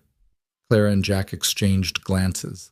They'd never told Ella, but those were Victor and Maria's parents' initials, some cosmic coincidence that their families had been connected long before they met. I think, Clara said carefully, that happiness isn't about ever after. It's about right now, this moment, being with people you love. That's not very romantic, Ella complained. It's the most romantic thing there is, Jack said, pulling both his girls close. Because right now is real, and it's ours. As autumn progressed toward winter, Clara's life settled into rhythms she'd never imagined. Morning coffee with Jack before he left for work, walking Ella to school, foundation meetings via video, lunch with Mrs. Henderson, homework help, family dinners, bedtime stories. It wasn't the life Sophia Carlisle had been raised for. It wasn't the life Prisoner 47B had been allowed to dream of, but it was the life Clara Mercer, she'd legally changed her name, had chosen, and that made it perfect. One evening, as the first snow of winter began to fall, Clara stood on the back porch in her usual spot, but this time she wasn't looking backward into memory or forward into uncertainty. She was completely present, listening to Jack and Ella inside arguing about whether marshmallows belonged in hot chocolate. Ella? Yes, Jack, no feeling the cold air on her face, tasting freedom with every breath. 20 years had been stolen, but she'd stolen them back, not the years themselves, but their power over her. She'd transformed victim into victor, not through revenge, but through the radical act of choosing joy, despite having every reason to choose bitterness. The foundation had now reunited 37 families. Carlisle Industries had pivoted toward humanitarian technology. The retreat center was breaking ground in spring, and in a small house in Silver Ridge, Colorado, a family that shouldn't exist thrived. "Mom," Ella called, "we need a tiebreaker, marshmallows or no marshmallows." Clara smiled, stepping back into the warmth of home. "Both, always both. Why choose when you can have everything?" Jack laughed, pulling her into his arms. "When did you become so wise?" "Somewhere between the rain and the snow," Clara said, thinking of that night on the highway that seemed both yesterday and a lifetime ago. Outside, the snow continued to fall, blanketing Silver Ridge in white, covering the past with the promise of tomorrow.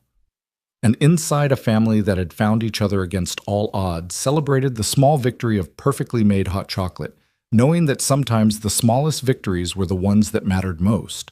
The Carlisle fortune would continue to grow, managed by trustees and CEOs. The foundation would expand, saving more lost souls. The trials would continue, justice grinding forward. But none of that was Clara's real legacy. Her real legacy was simpler. A little girl who called her mom a man who loved her for who she was, rather than what she was worth, and the knowledge that she'd survived the unsurvivable and chosen to bloom rather than wither. In the end, she hadn't reclaimed the throne of the Carlisle Empire.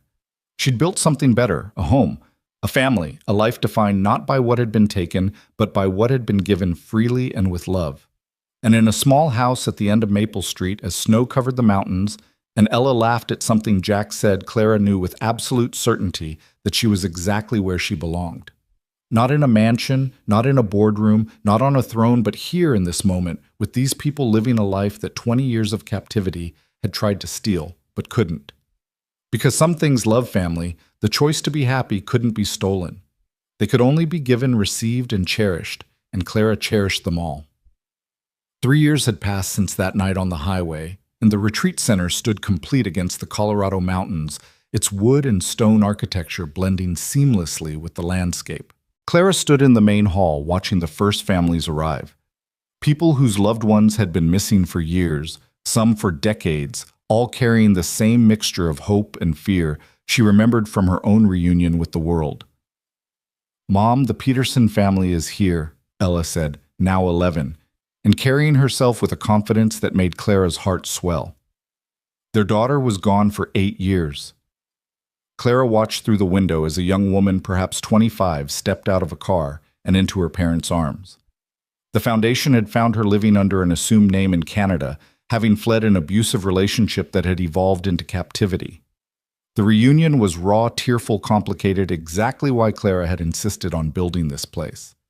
"Give them the river suite," Clara told Ella, who had appointed herself the unofficial welcoming committee. "It has the best view of the mountains." Jack appeared in the doorway, sawdust in his hair from the workshop he'd set up in the East Wing. He'd taken a step back from commercial construction to focus on the retreat center, creating custom furniture for each room pieces that were both beautiful and therapeutic to make. "The music room's ready for the dedication," he said. "Vivian's already crying, and she hasn't even seen it yet." The Elizabeth Carlisle Music Room was the heart of the center, featuring not just the grand piano Clara had promised, but an entire collection of instruments, recording equipment, and soundproof practice rooms. Music therapy had become one of their most successful programs, helping survivors express what words couldn't capture. "Is everyone here?" Clara asked. "Diana just arrived with Marcus. Mrs. Henderson is terrorizing the catering staff," and Jack paused, a strange expression crossing his face. "There's someone else. Someone who says you'll want to see him." Clara followed Jack outside to find an elderly man standing by a horse trailer. Her breath caught. The horse inside was ancient, gray-muzzled, but she knew those eyes. "Midnight," she whispered. "Hello, Miss Sophia." "James," the old groundskeeper said with a smile. "Thought it was time he came home to you." Clara ran to the trailer, her hands shaking as she opened it. Midnight nickered softly, nuzzling her hair like no time had passed at all. He was 34 now, far too old to ride, but still hers, still waiting. How did you... The estate's being sold, James explained. New owners didn't want an old horse. I couldn't let him go to strangers, not after your father made me promise to keep him safe for you. We'll build him a stable, Jack said immediately. There's perfect space near the creek. Ella, who had followed them out, stared at the horse in awe. This is your horse from before... From another lifetime, Clara said, stroking Midnight's neck. But yes, can I pet him? Of course, sweetheart. He's gentle. As Ella carefully approached Midnight, Clara saw the connection between past and present, the thread that linked who she'd been with, who she'd become. The horse represented everything stolen from her, but also everything that had waited faithful and patient for her return. The dedication ceremony was scheduled for afternoon, but first came lunch with the families. Clara made a point of sitting with each group sharing her story when asked, but mostly listening. The Peterson girl Amy was struggling with the same identity crisis Clara remembered. I don't know who I am anymore, Amy said quietly. I'm not who I was before, but I'm not who I became either. You're someone new, Clara told her, someone who gets to choose. It's terrifying and liberating at the same time. Did it get easier? Clara thought about the nightmares that still came. Sometimes the moments when crowds made her panic the way she still checked locks obsessively. Different, she said honestly. It gets different. The hard days become less frequent. The good days become normal instead of surprising. And eventually you realize you're not surviving anymore, you're living. Dr. Patricia Morse's former nurse, who'd turned whistleblower and helped convict several other staff members, had joined them as a counselor. Rebecca Liu was young, dedicated, and carried her own guilt about what she'd witnessed without acting on. I should have done something sooner, son, Rebecca said during a staff meeting. We all should have done something, Clara replied. But guilt without action is just self-indulgence. You're here now helping others. That's what matters. The music room dedication drew over 100 people, survivors, families, donors, and media. Clara had learned to use publicity strategically, keeping her family's private life protected while leveraging her story to help others. My mother believed music could heal anything, Clara said at the podium. She was wrong about that. Some things can't be healed, only integrated. But she was right that music could help us express the inexpressible, could connect us when words failed. This room is her legacy, not just to me, but to everyone who needs to find their voice again. Vivian played the first piece on the piano, the Chopin Nocturne that had been Elizabeth's favorite. Then Amy Peterson surprised everyone by asking to play. She was hesitant, rusty, but the melody that emerged was hauntingly beautiful. I hadn't played since before, Amy said afterward. I thought that part of me was dead. No part of you is dead, Ma, Clara assured her. Just sleeping, waiting for you to feel safe enough to wake it up. That evening, after the guests had gone and the families had retired to their suites, Clara found herself in the stable Jack and his crew had hastily constructed for midnight. The old horse was lying in the fresh straw, and she sat beside him, her back against the wall. I thought about you every day, she told him. In that white room, I'd imagine riding you through the mountains feeling free. You kept me sane when sanity seemed impossible. Midnight huffed softly, his big head resting near her lap. They sat there quietly, two survivors of a story that should have ended differently, finding peace in their reunion. Jack found her there an hour later. Ella's asking for her bedtime story. Tell her I'll be right there. But Jack sat down beside her instead. You okay? It's strange having him here, like the past and present are colliding. Maybe they need to. Maybe that's what healing looks like, not leaving the past behind, but integrating it into who you are now. Clara leaned against his shoulder. When did you become so wise? Probably around the time I married a complicated woman who talks to horses. They'd gotten married the previous year, a small ceremony in the backyard with just family and close friends. Clara had worn her mother's wedding dress altered to fit, and Ella had been the flower girl ring bearer and self-appointed wedding coordinator, all in one. I have something to tell you, Clara said suddenly. I was going to wait until tonight, but...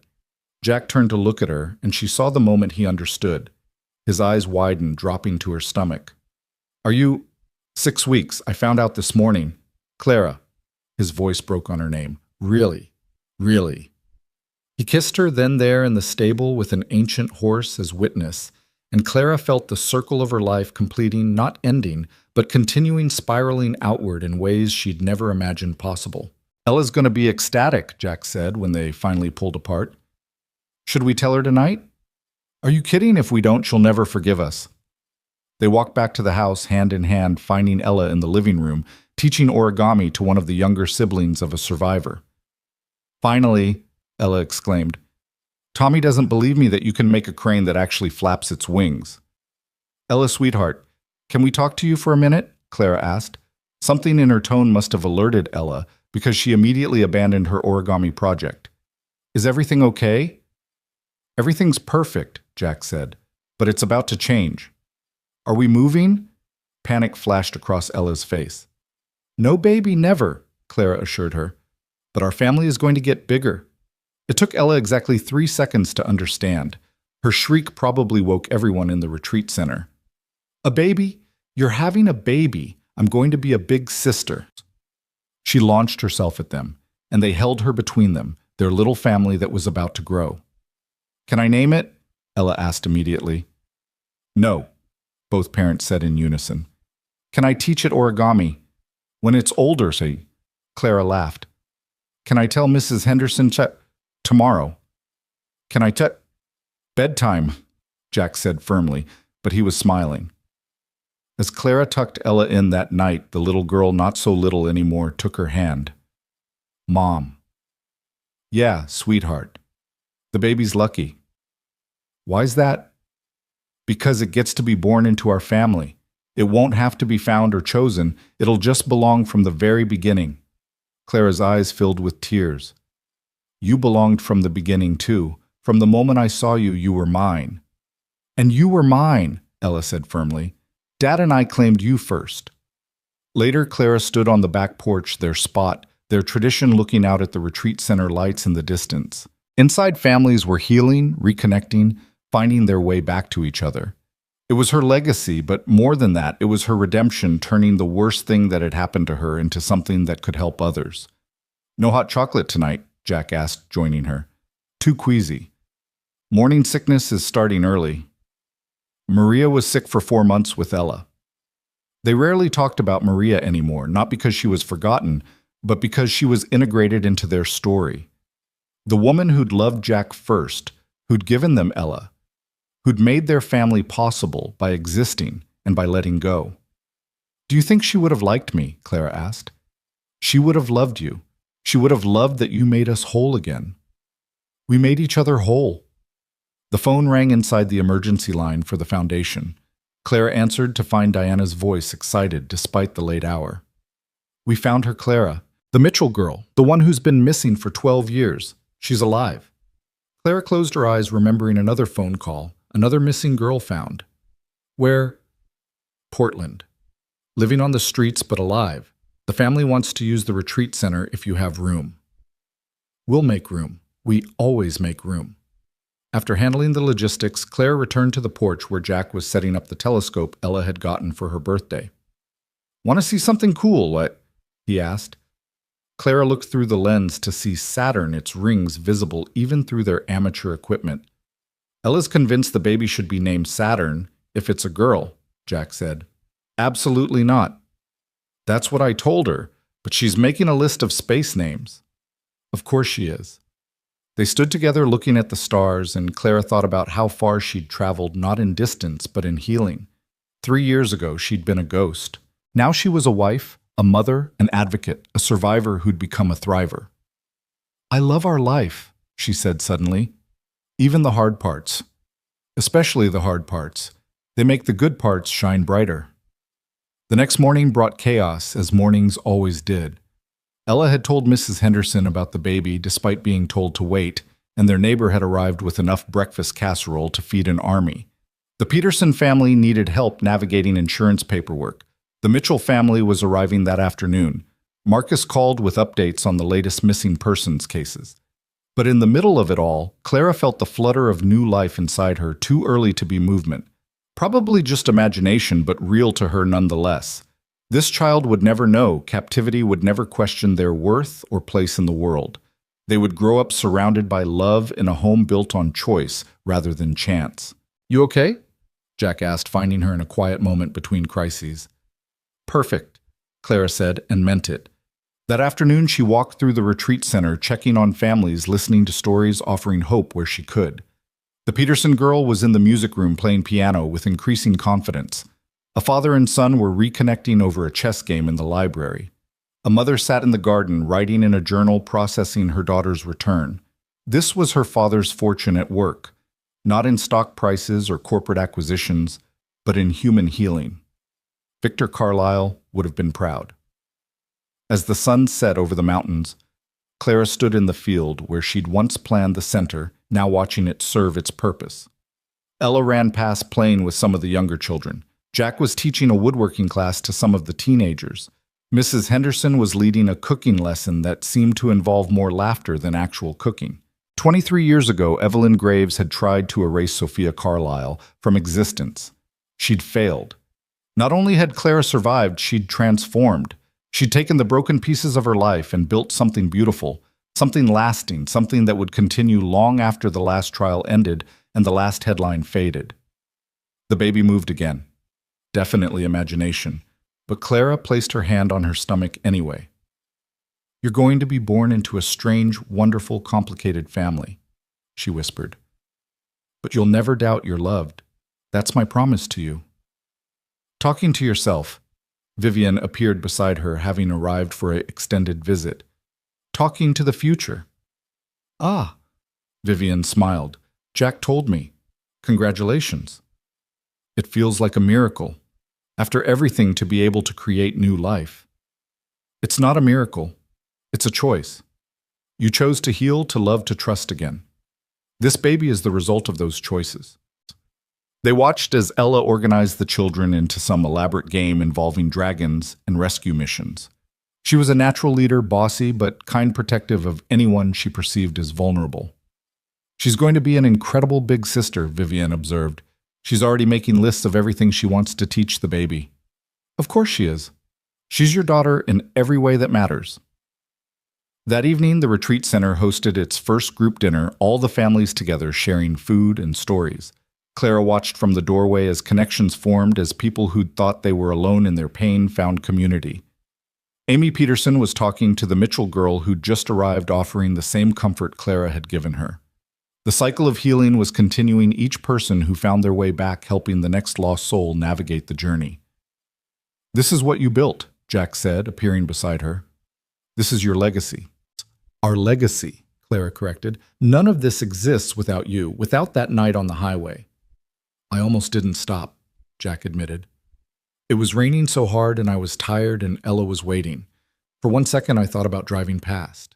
But you didn't." "No, something made me stop. Call it God, fate, instinct, something knew you needed me. And you needed me." "I didn't know it then, but yes." They were interrupted by Ella running up, breathless with excitement. "Mom, Dad Midnight is standing up. James says he wants to see the sunset."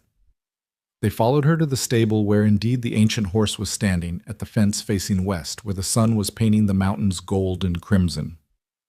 "He knows he's home," James said quietly. "Animals always know." Clara leaned against the fence beside her horse, her husband and daughter beside her, her aunt nearby, her chosen family scattered throughout the property.